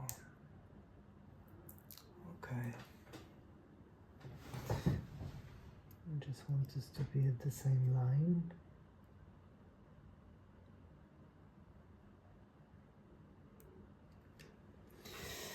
Okay, it should work. Very good. And now I have to decide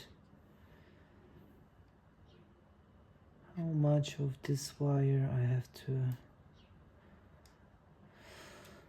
and I have to, okay, I have to do this, I have to do this and that.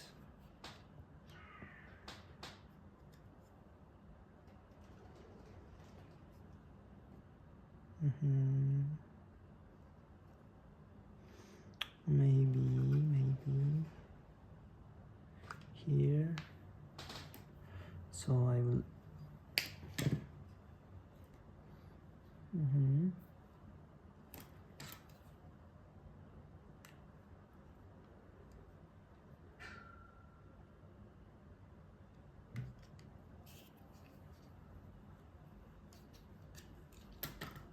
Okay.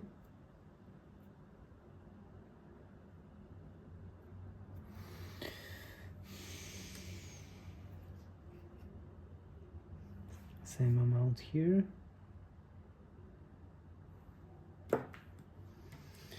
If I will be able, I will not be able.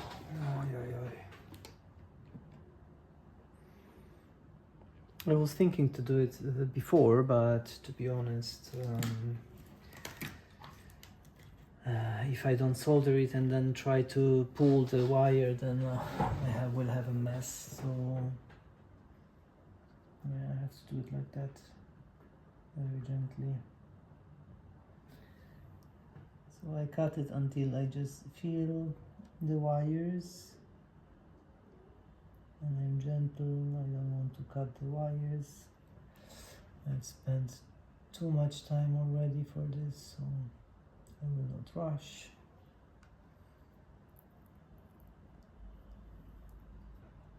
Okay.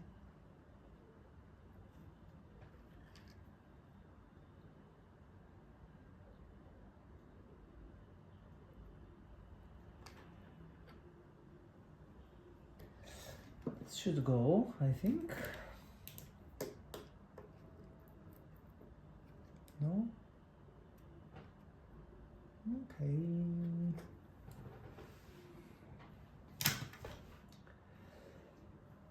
Okay, and now I have to think about the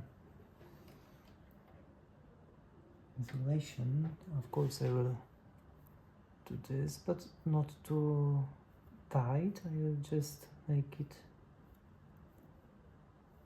because then I want them both to. Okay.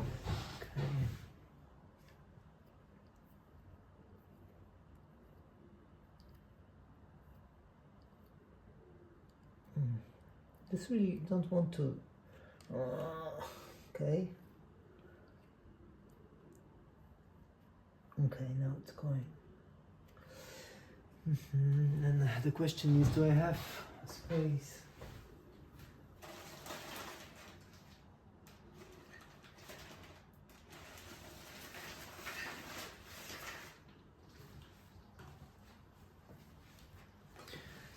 To add,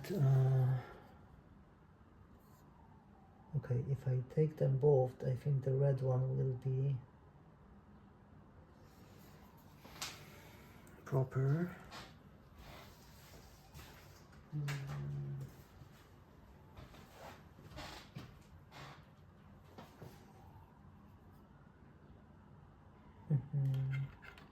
I made it too long. I have to make it a little bit shorter. Don't need that long.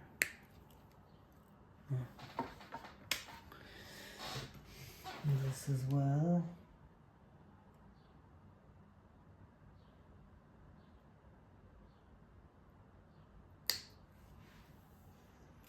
Should be enough.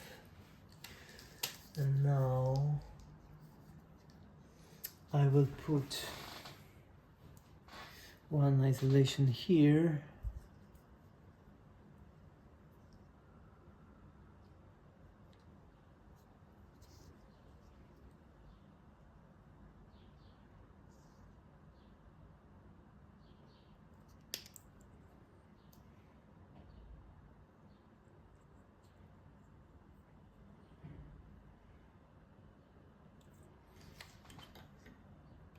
It's still too long.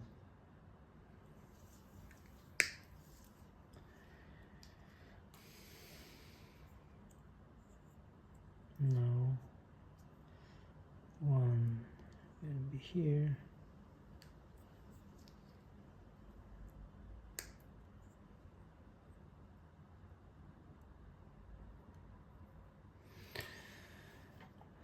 Okay. And the second one will be here.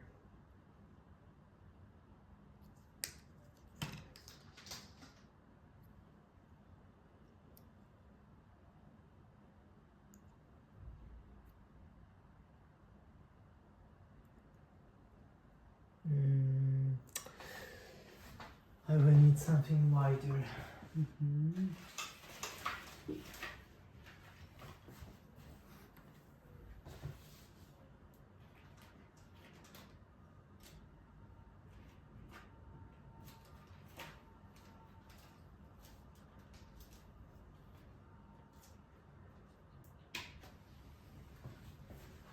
I have,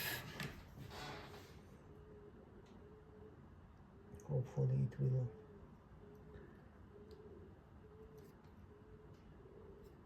yes, I have to make it shorter. No, it should be fine.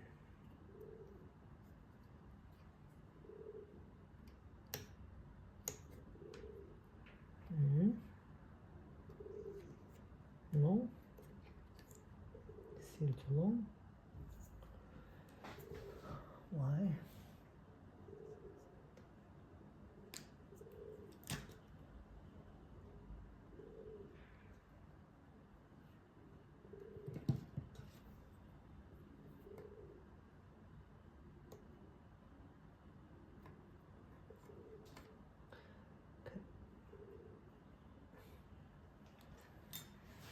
Okay. Well, because those two wires are already new, so they will take solder beautifully, so I don't have to solder them now. I've managed to make a strong connection and put some shrinking isolation here. I'm not totally satisfied with this, but it's strong, it's safe. If I would do it from the beginning, I would take this lead out, make the connection outside, because then I would have more space to do it better, basically. I'm thinking now, yes, I think I will put this here, just one. The second one I will wait a little bit, like that, like that. Okay, thank you. This doesn't have to be stronger.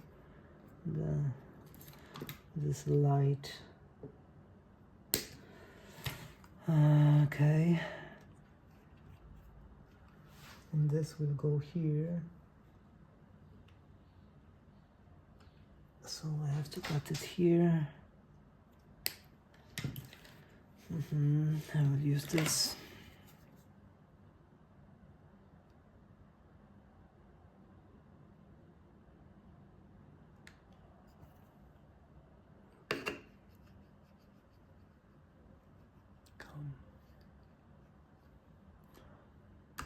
Okay. Is this enough? This is enough.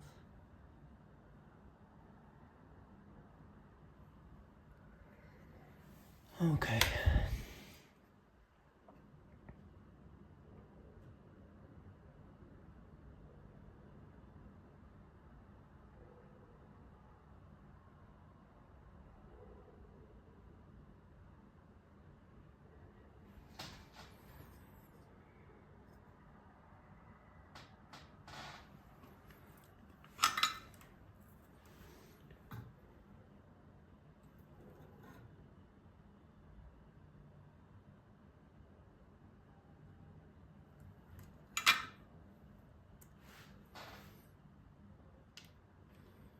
Okay, I just have to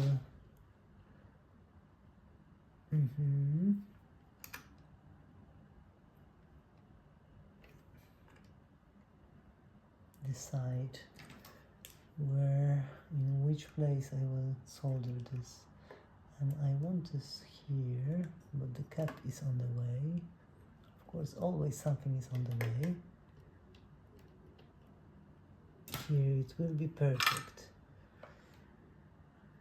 Oh, it even stays here. Okay, but for how long? This is the question. Will it move if I start soldering? I don't think so. I think it will stay. I will find out very, very, very soon.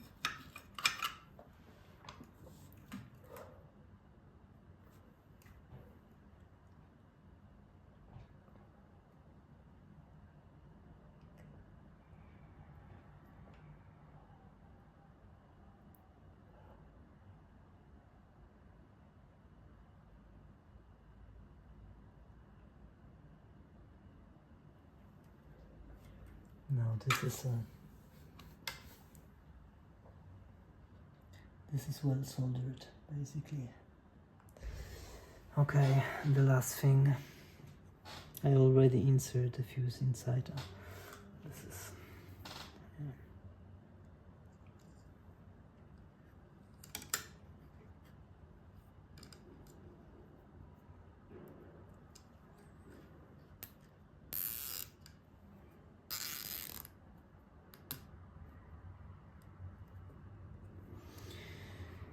perfect.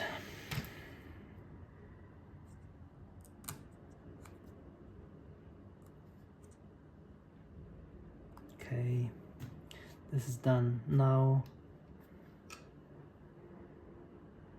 I have to, so this is neutral, this one is hot after the I have to be careful not to mix them up because both of them are blue. Anyway, now I will unsolder. I will take 5 minutes break now. This is after the work, so you can take a closer look.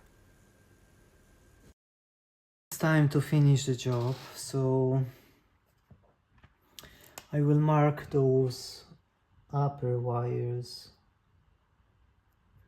with a dot, just in case, not to mix them up. I can see they're going to the left channel and the ones underneath go to the right channel, but anyway, it's easier that way. And yeah, first yellow, green and red. I am speaking out loud, so I will remember.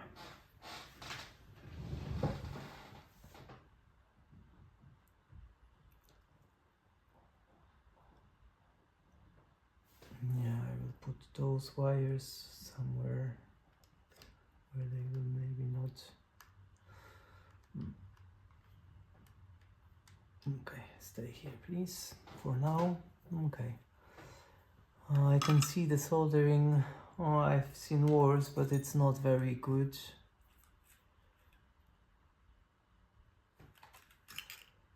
So I will use this opportunity to make the soldering better.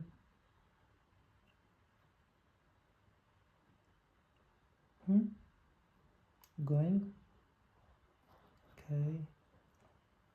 Maybe also I will. Okay. I have to remove this somewhere so it will not stay. Okay. Don't want also this to jump. Okay. This one is not nicely soldered.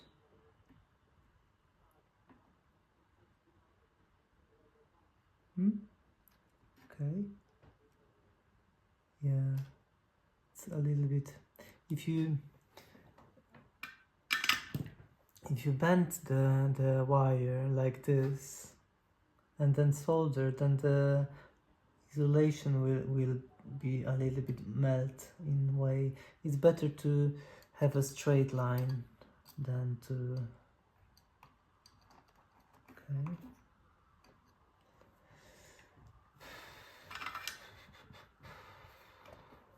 And the red. Okay, this I have to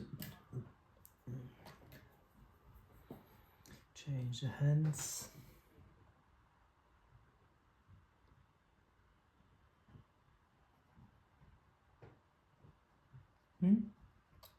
Okay, thanks. I don't like how it is done. Somebody flattened the wires. I really don't like it. I don't know. I don't have much. Yeah, I have to remove the. I don't know why someone removed this. This is a mystery. What was wrong with it? Maybe someone also needed to go to the power transformer wiring. I don't know. Okay, I have to think.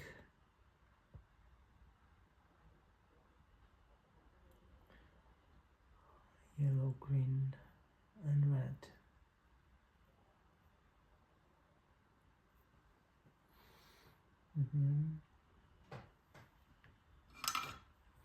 I will think later.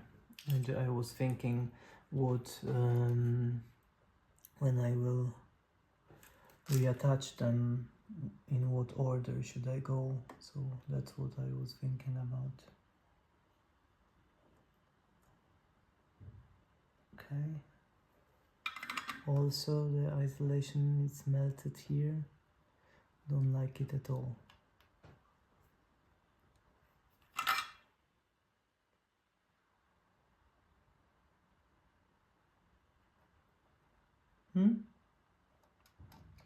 Okay. Don't like this job really. But anyway, it's not so bad. Maybe I will try to make it better, or maybe not. I don't know. I will see if I have any. Okay, I have to add a little bit of solder here because the tip is dry and it will not work.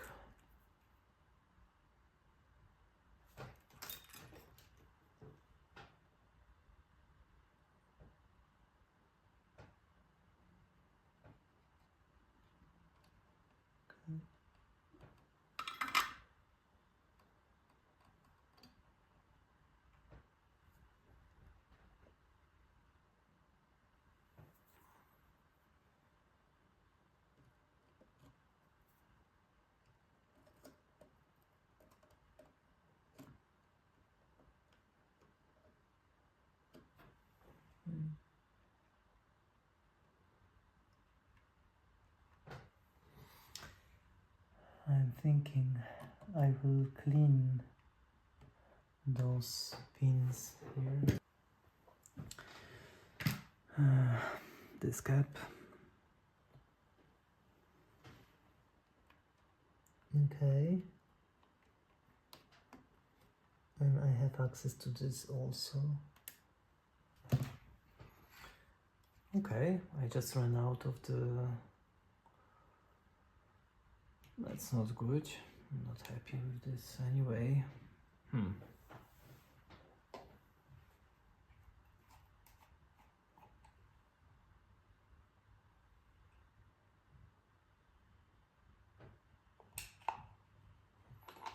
I will manage without it, hopefully.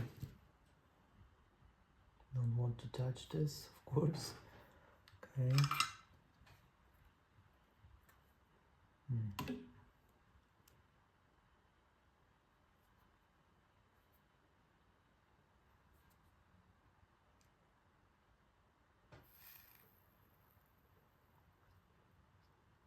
Okay, going up.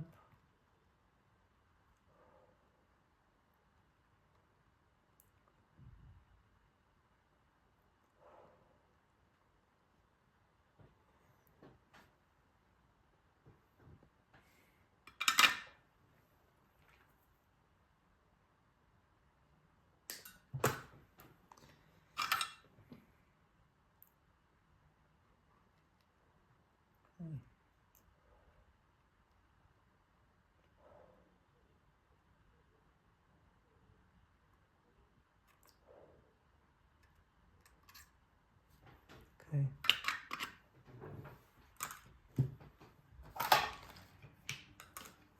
Okay.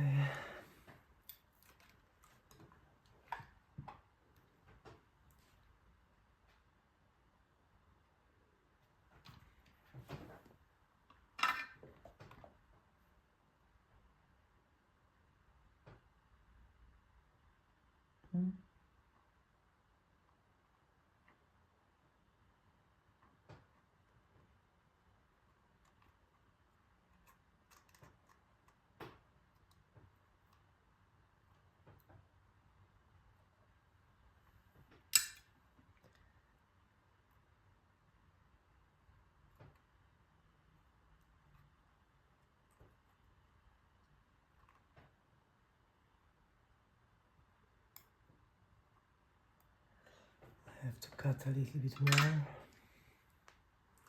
Doesn't want to go away.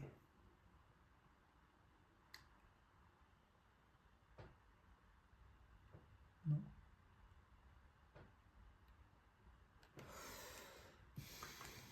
Try now.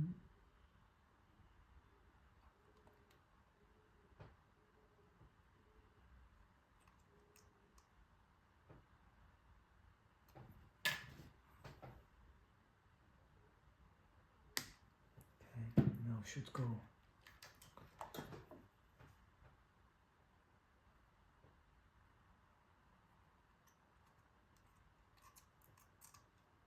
Okay.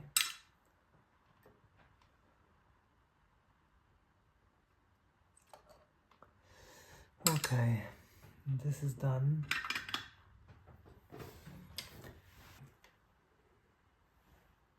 Okay. I will try to. I will prepare first the socket as I started, and then I will go to the speaker terminals inside. Mm.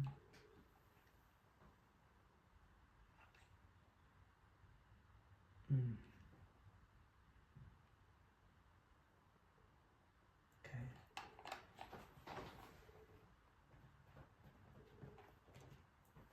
Okay.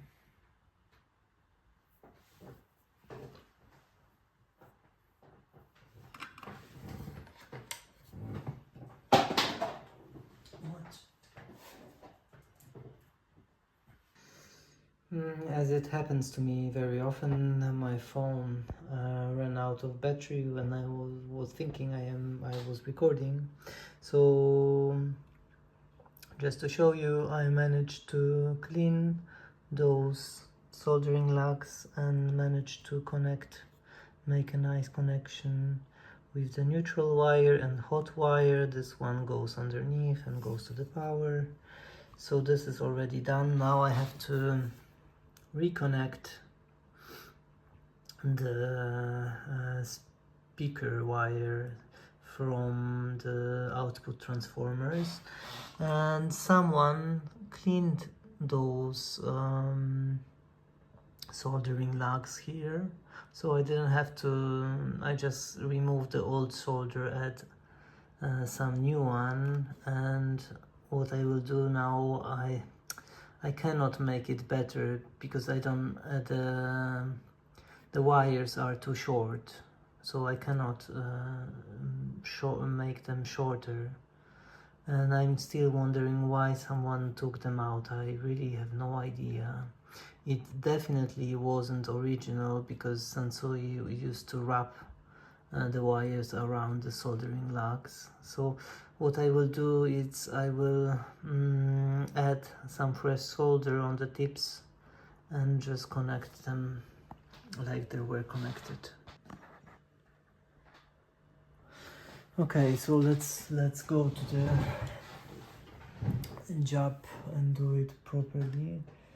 I will just look at unfortunately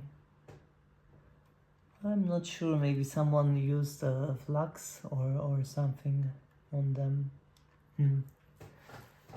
I think, of course, with the dot goes, I think I will go one by one. So I will clean and then solder one by one.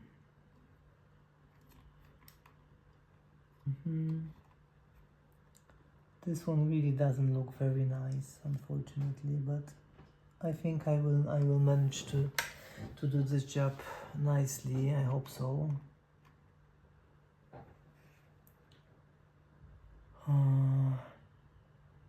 Yeah.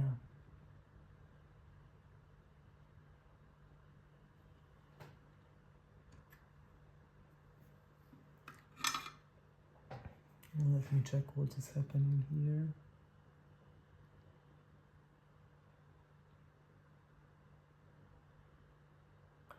Okay. Didn't like this smell at all. Oh.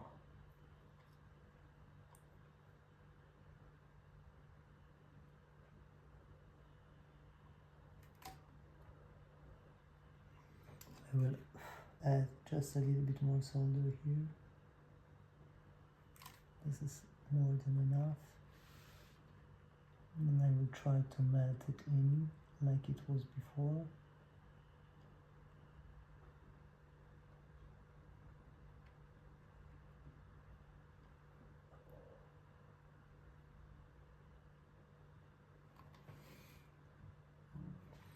Well, this is nice. Maybe a bit too generous with the solder, but it's okay. Okay, now the green one without the dot.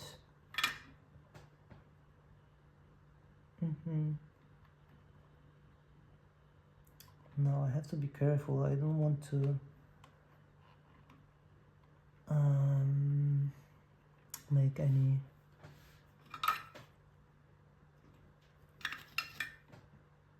mix them together.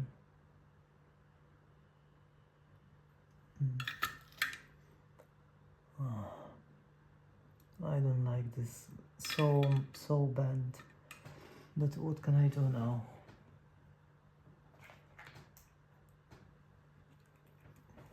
The connection will be stable and strong, so maybe this is the most important thing. Okay.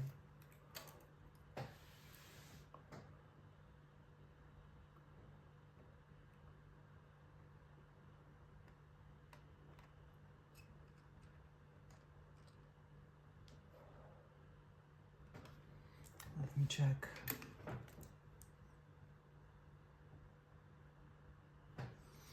This is correct. And the last one.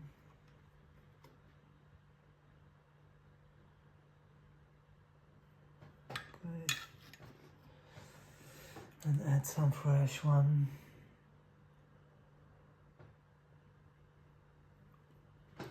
Okay, and here I have already enough solder,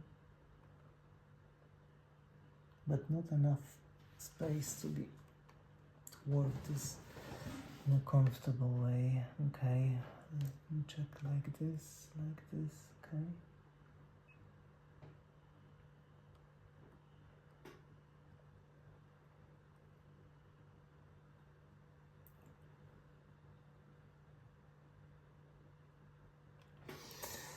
Let me check. Okay. Still a mystery. I'm still thinking. I didn't notice anything here, any work done except this. Even I look closely at the wires here.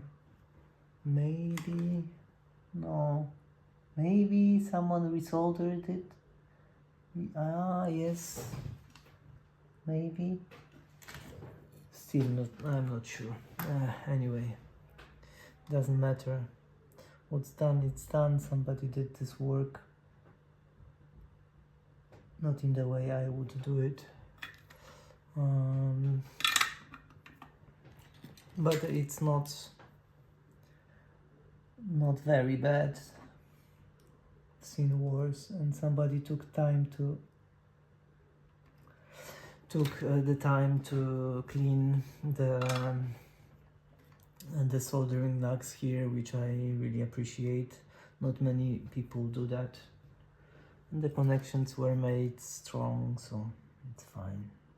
Just I don't like to bend the wires in that manner.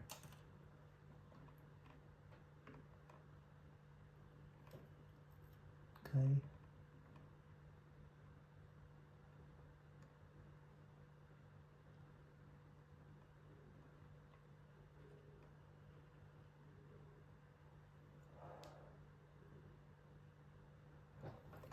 Let me check.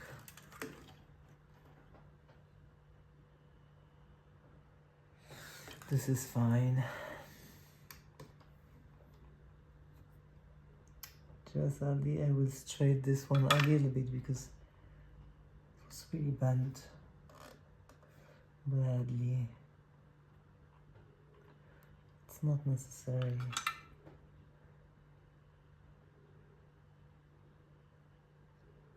Okay.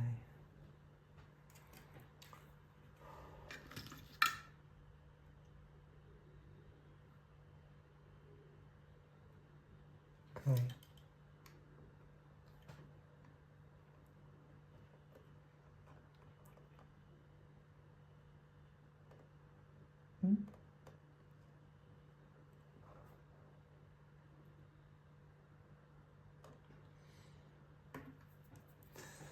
Check.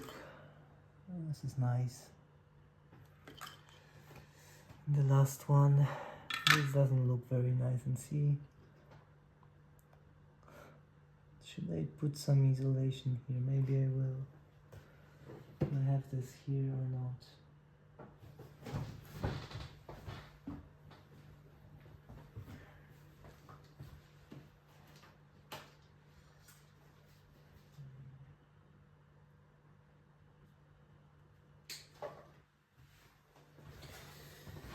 This should be enough.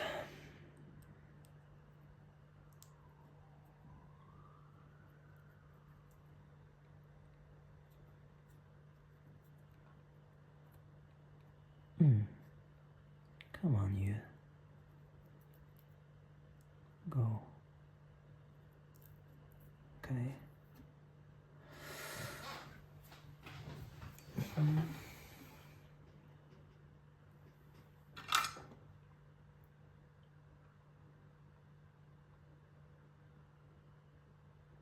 It's really flat. I don't know why.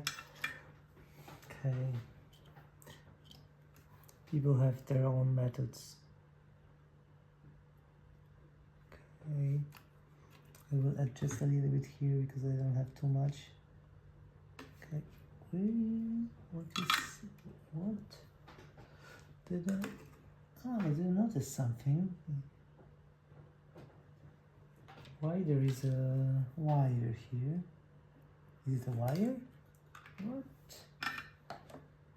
Oh.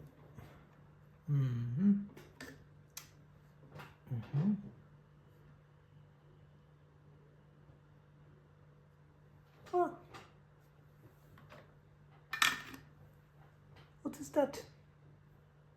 What was it doing here? Maybe I put it with my soldering iron. I think this is the only explanation. Didn't see it before. Anyway, okay. Let me. This can be like that. Oh, yeah. The shrinking tube went too deep. I need to take it out here because if it goes further, I will not be able to. Okay. Okay.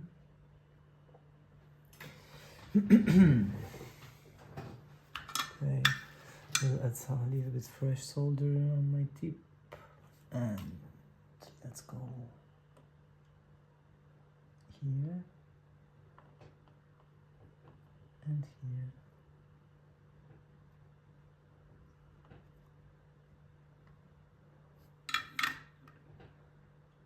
Okay, let me check this.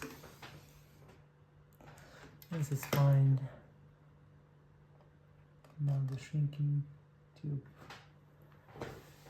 Okay, the work is basically done. Here you have a closer look on the power transformer connections and speaker connections. What else? Because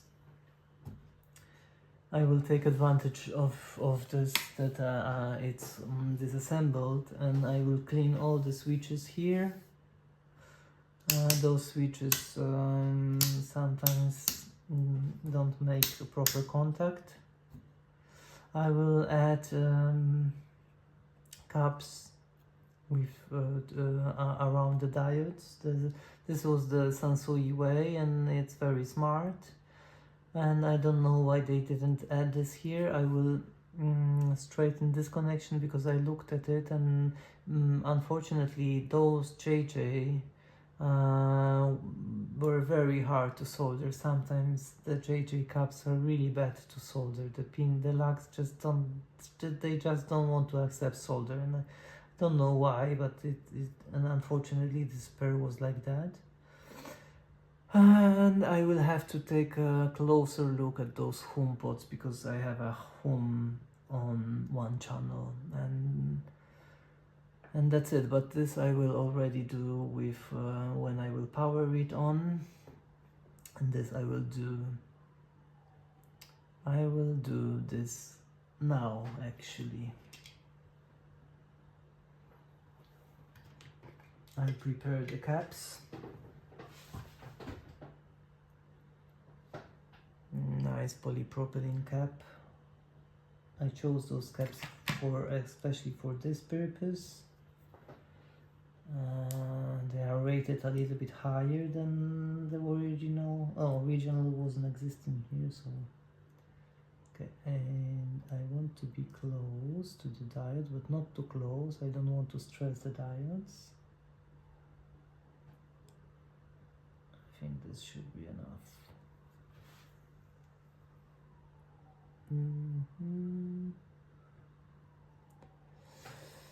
Okay, cut the legs a little bit because I don't need them to be so long.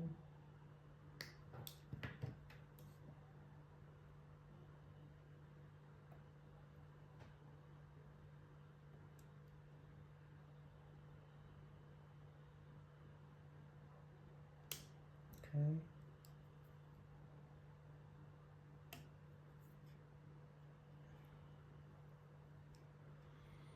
It's better, of course, to do it before, but what you can do, I just didn't do it before. I don't know why. I forgot, or maybe I didn't have those caps. Okay, I will try to do it by hand.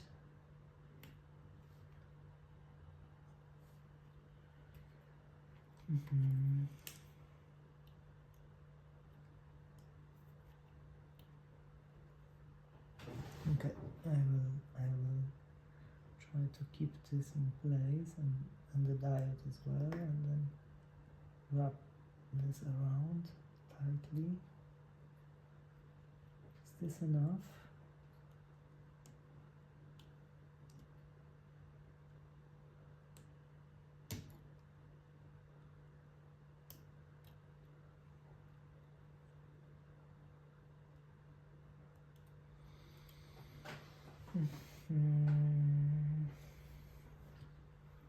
I think this is enough.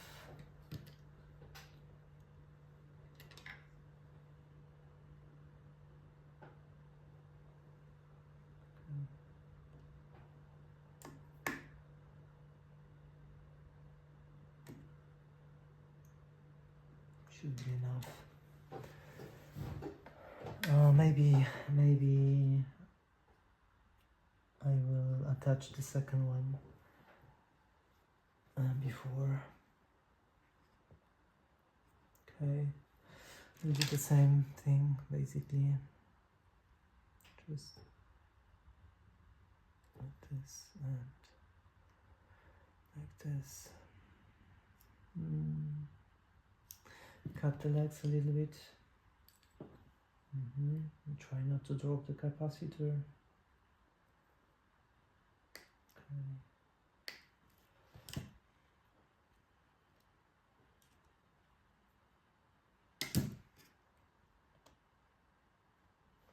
Okay. Okay, maybe I will bend them a little bit more so I will have more easy jump.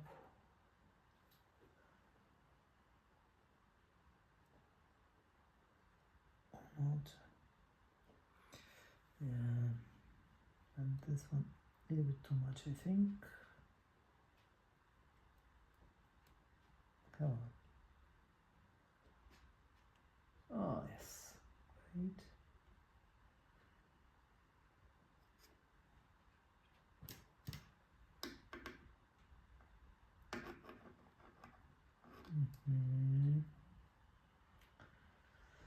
A little bit tricky job now.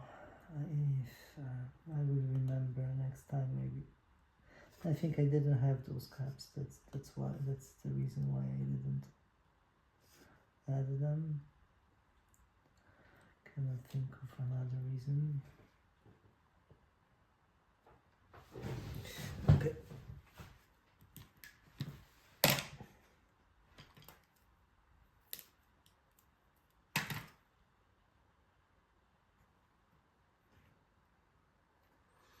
This should be enough.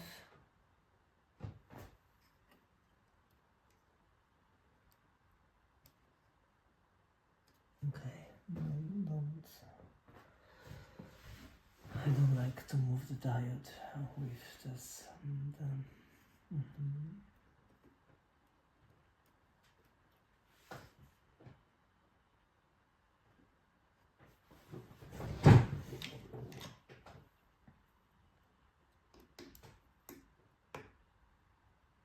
Okay, that's good. Now here.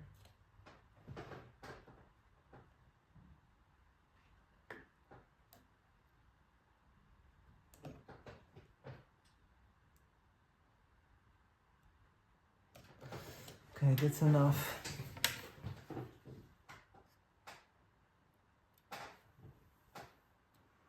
I think so, it's enough.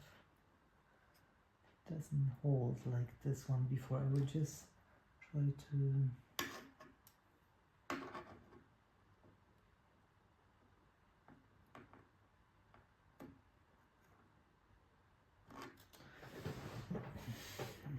without a success, unfortunately. I will cut this a little bit.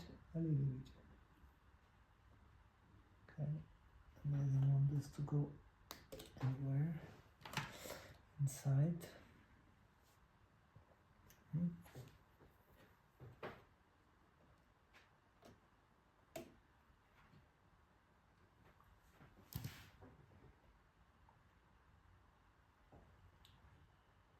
I think this is nice.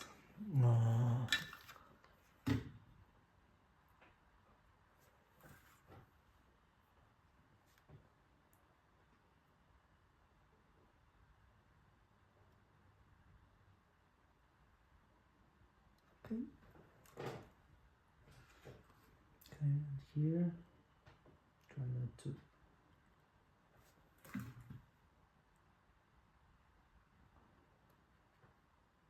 burn anything while doing it.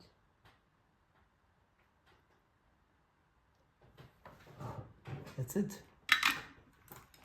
This one is connected. I will just remove the excess of wire and it's done. Good. And I like this way.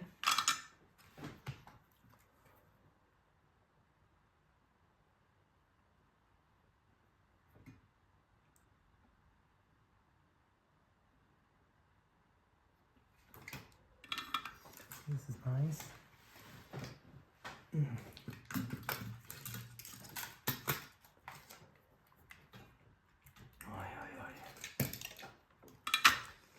made a mess here. Why?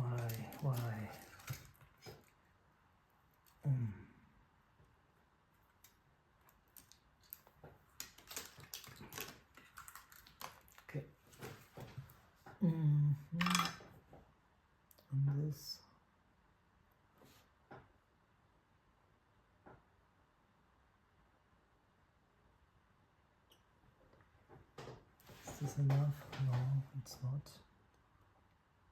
One more touch.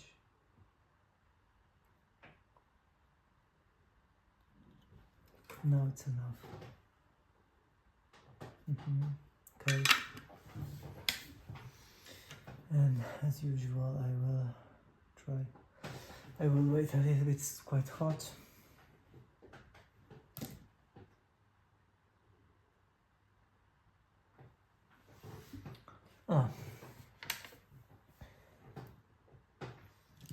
I will try to.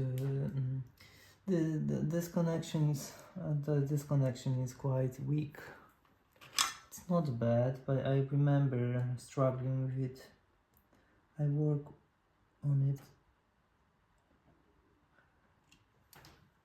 I don't remember when. 2 years ago.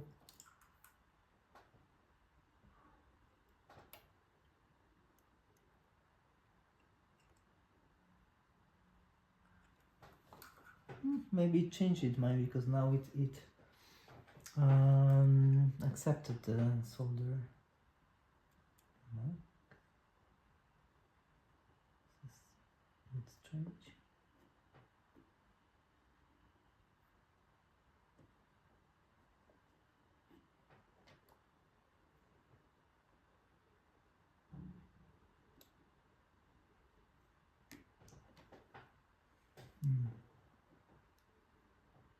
Okay, the connection is definitely stronger now.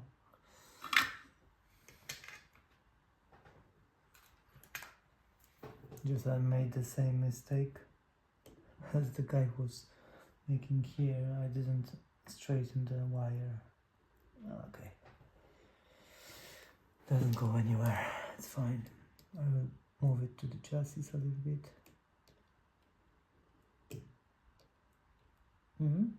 No? Okay, cut the access of the wires. And here I can leave it basically, I think. Can I? I can. Good. So basically I'm done. I will clean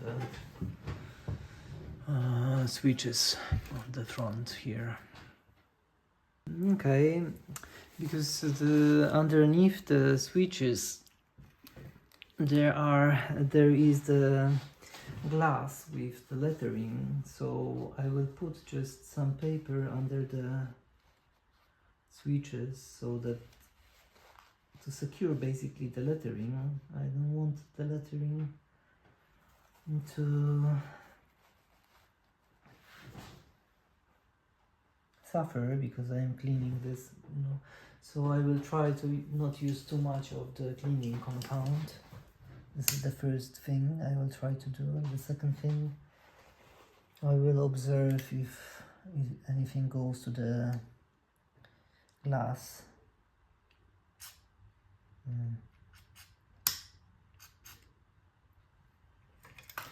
Didn't see much, this is the problem.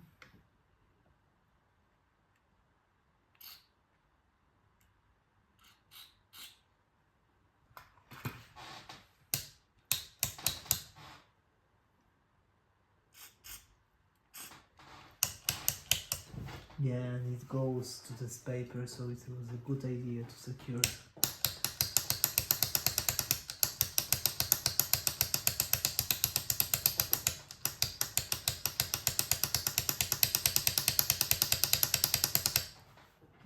And a lot of it went down.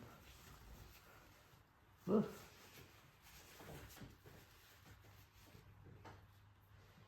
Let me check if this is safe or not.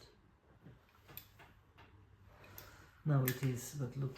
Cleaning the switches takes some time, so I will skip that part and go to the next one.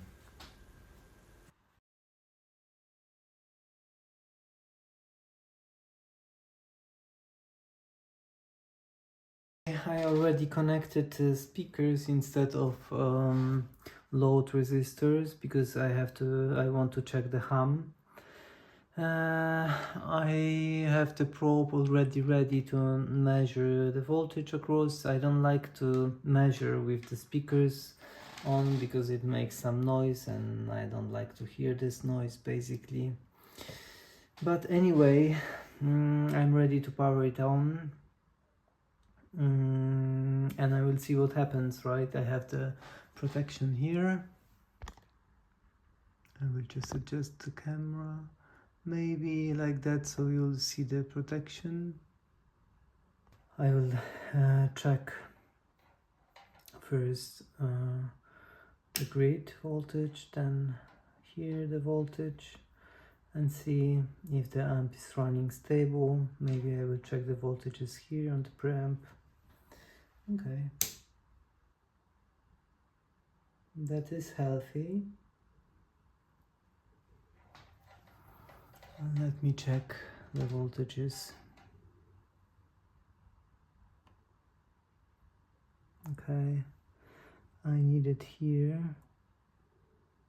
That's good. I need this here. Good.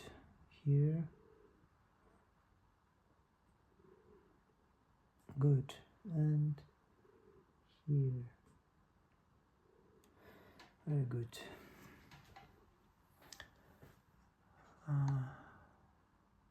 This looks healthy. Now here it's fine. Here also. Here we check.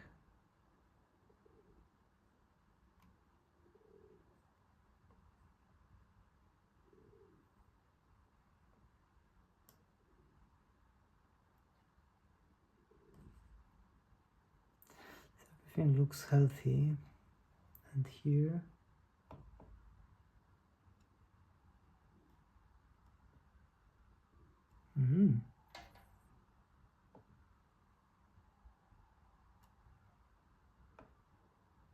this doesn't look very good.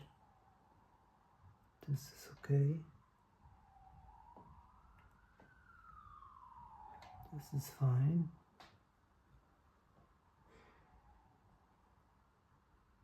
Here as well, but here I don't know why, but I don't have voltage here.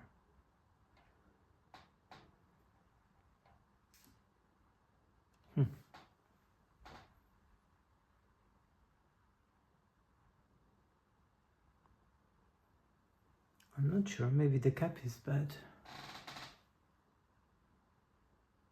Anyway.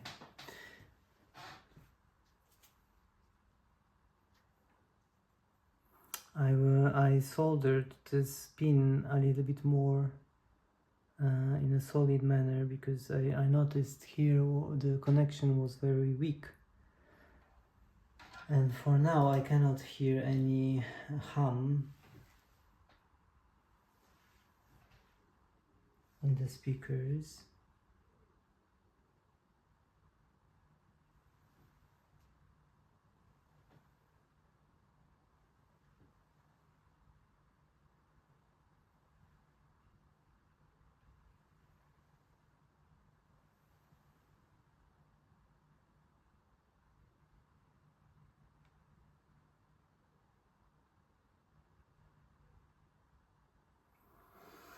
Okay, I have to check more closely this voltage here because I don't like it. I can power it now without protection next time because everything looks healthy. Here, let me check. Yeah, here on this one I don't have any voltage. I should have, I think. I will check the schematic. I have noticed this pin here is bent, and when I select, see, this one is working properly, and then I will turn it on and see this should be on the other side. It's not connected from this side, but maybe from the other side is connected. I will try to repair it very gently. I don't want to damage it. Anyway, the service is almost complete. As I suspected, I didn't have voltage on this pin.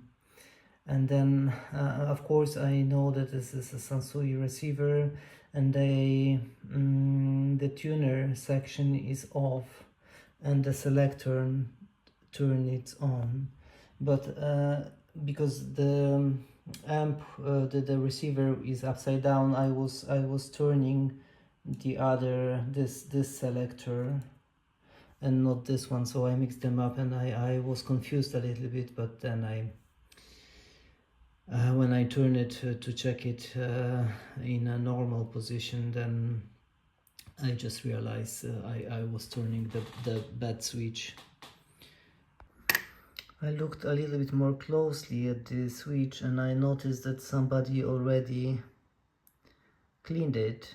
You can see here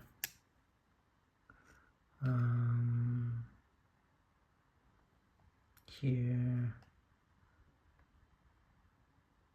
the wires here and this cup, and in general there is some residue from some chemical compound. Not a good job. And I noticed the band pin is really shiny, so maybe somebody polished it. The rest is like black and this one isn't.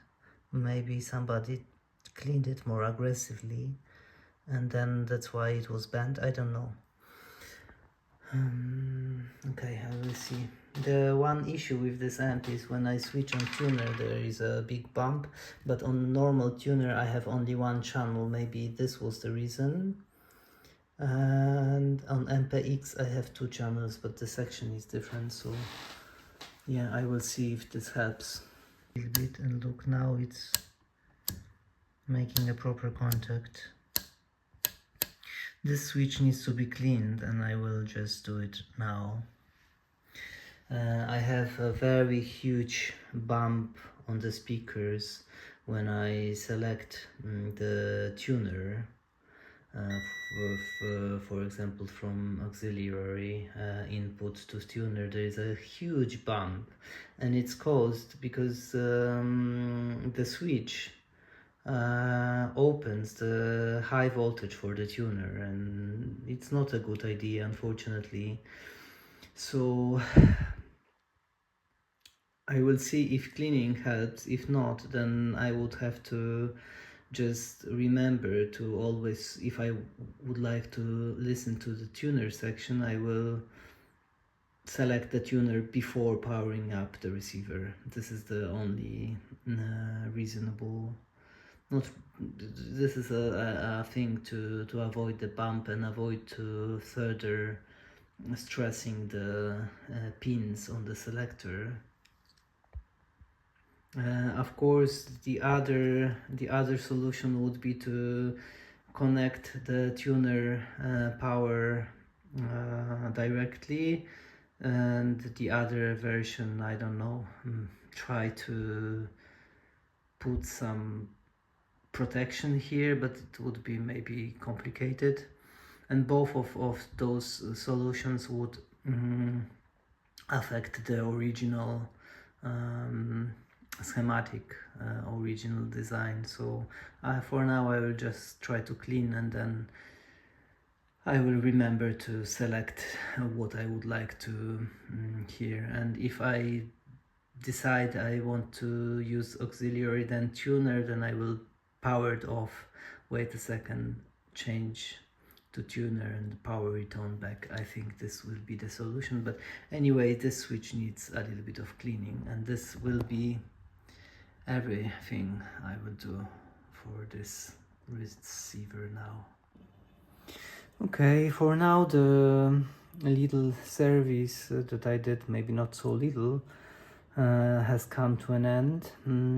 To summarize my latest work is I rewired the whole powering section.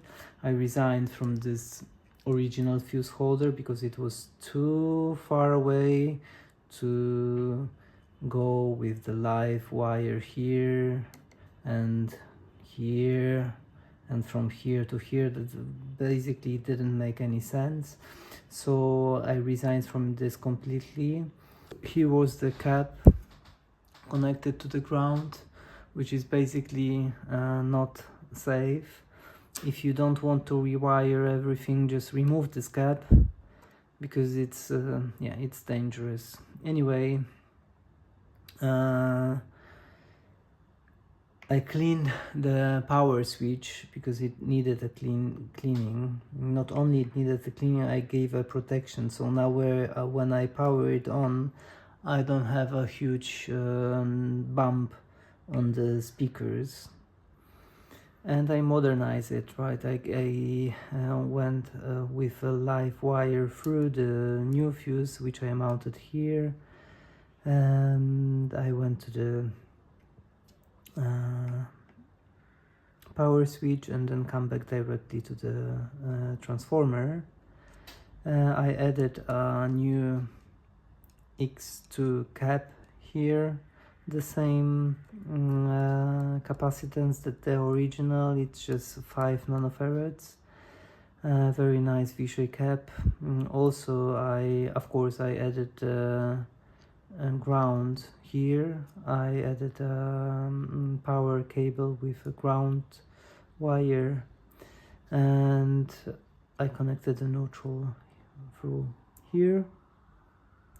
I also cleaned all the switches. I had to clean twice the tape monitor switch because it still gave a little bit of trouble, so I used a little bit more stronger compound. I measure all the voltages after replacing those two can caps. Then I measured all the voltage. I didn't have voltage here, but it was just because I was using the wrong selector, which I thought I am using right, but I didn't.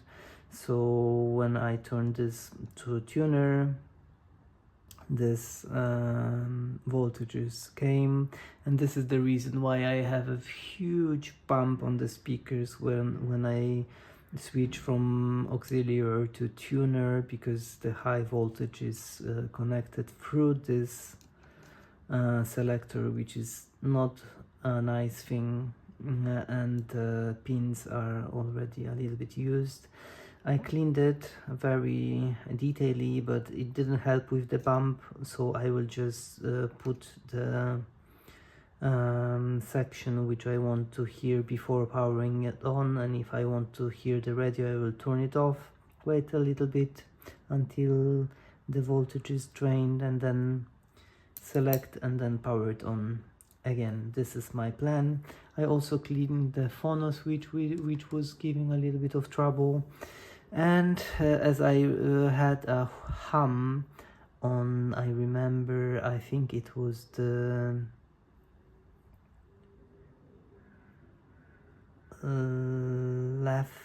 right channel, I think. Yeah, it was the right channel, yes. So I adjusted this HomePod. It didn't help 100%, but I would say like 70% better. Works for me. I prefer to leave them. Those are good quality. They can give some trouble, and I'm sure if I replace this with just 2 resistors, or if I give a modern HomePods here, I will not have hum at all. But now it's almost no, it's very good. It's not perfect, it's not almost perfect, it's very good.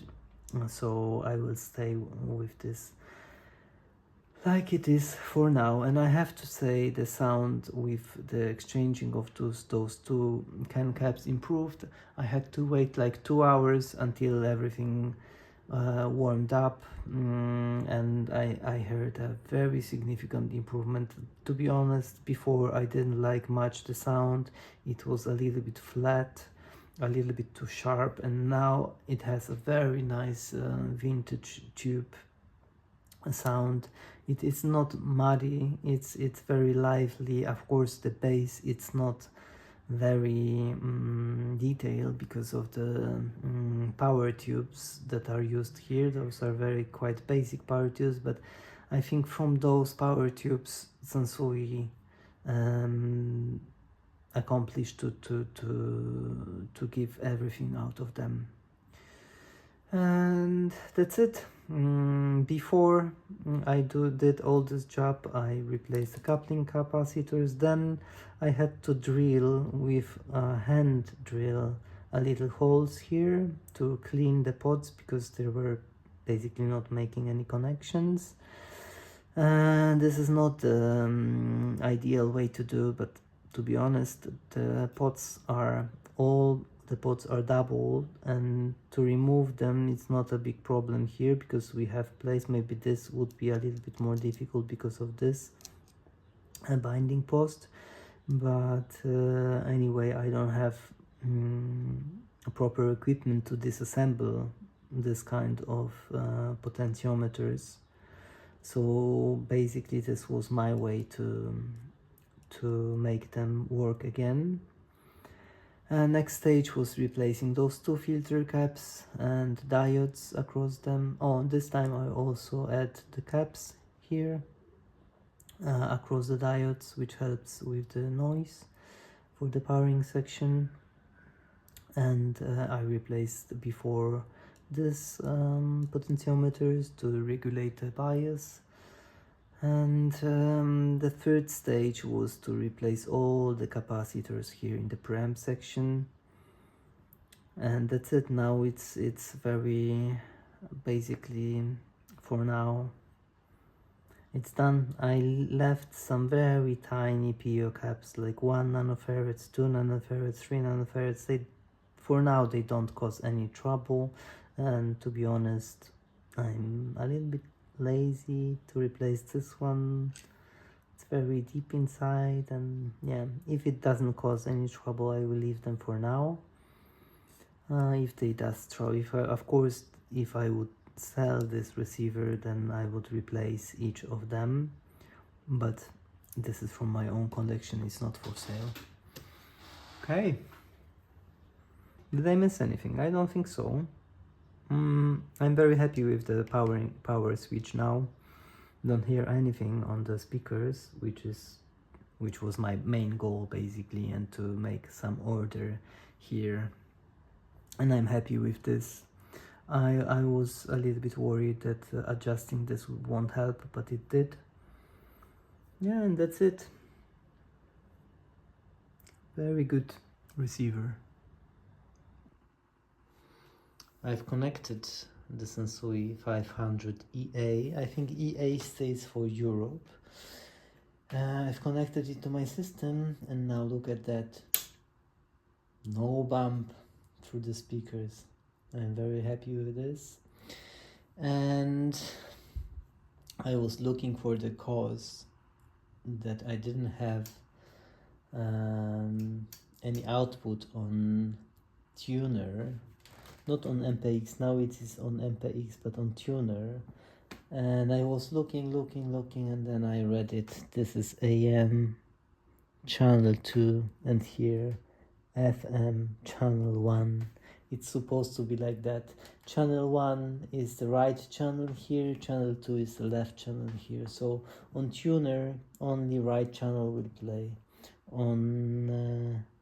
And here is the selector, channel 1, FM, channel 2, and so on. So 2 channels will play only on MPX, so this is the... And look at like I didn't connect even the antenna here. And it picks up every station quite well, not perfectly of course.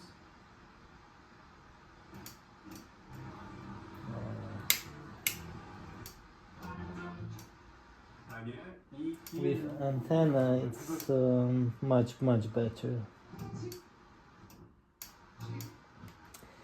Anyway,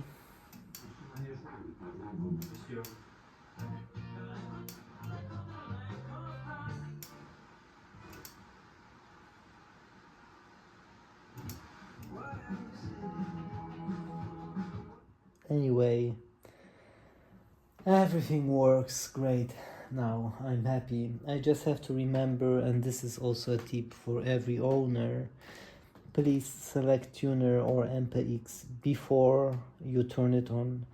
If you are listening to auxiliary or phono, or here is tape mic, I don't know what's that, here's tape monitor.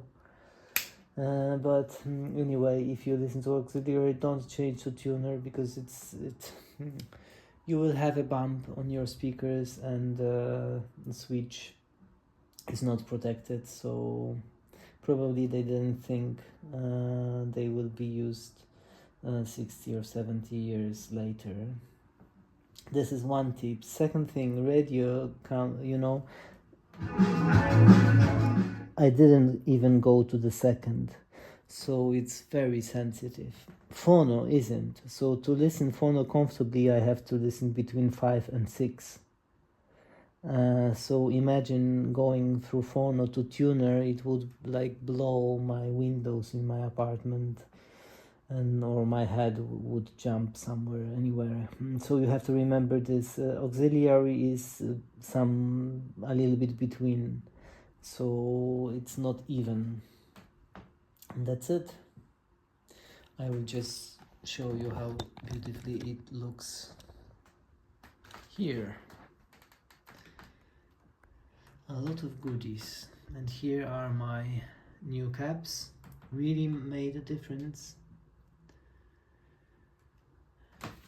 And here you can closely see channel 2, all the things here, and FM channel 1. Silly me. Anyway, I'm happy with this little service I performed. See you next time.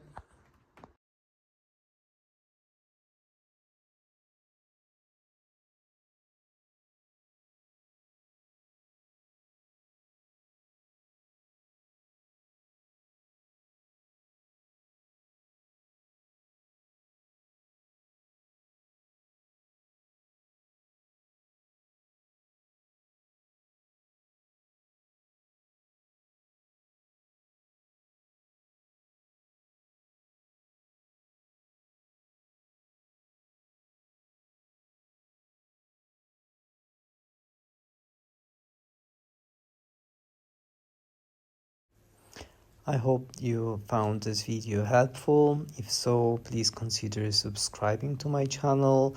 I still think I can manage to make better videos and more helpful, and I'm still working on it. It's not easy for me, but I think I will be better at it. And the next restoration, I already have all the video material, will be about also Sansui, but tube amp, Sansui AU70. So stay tuned and wish you the best of luck.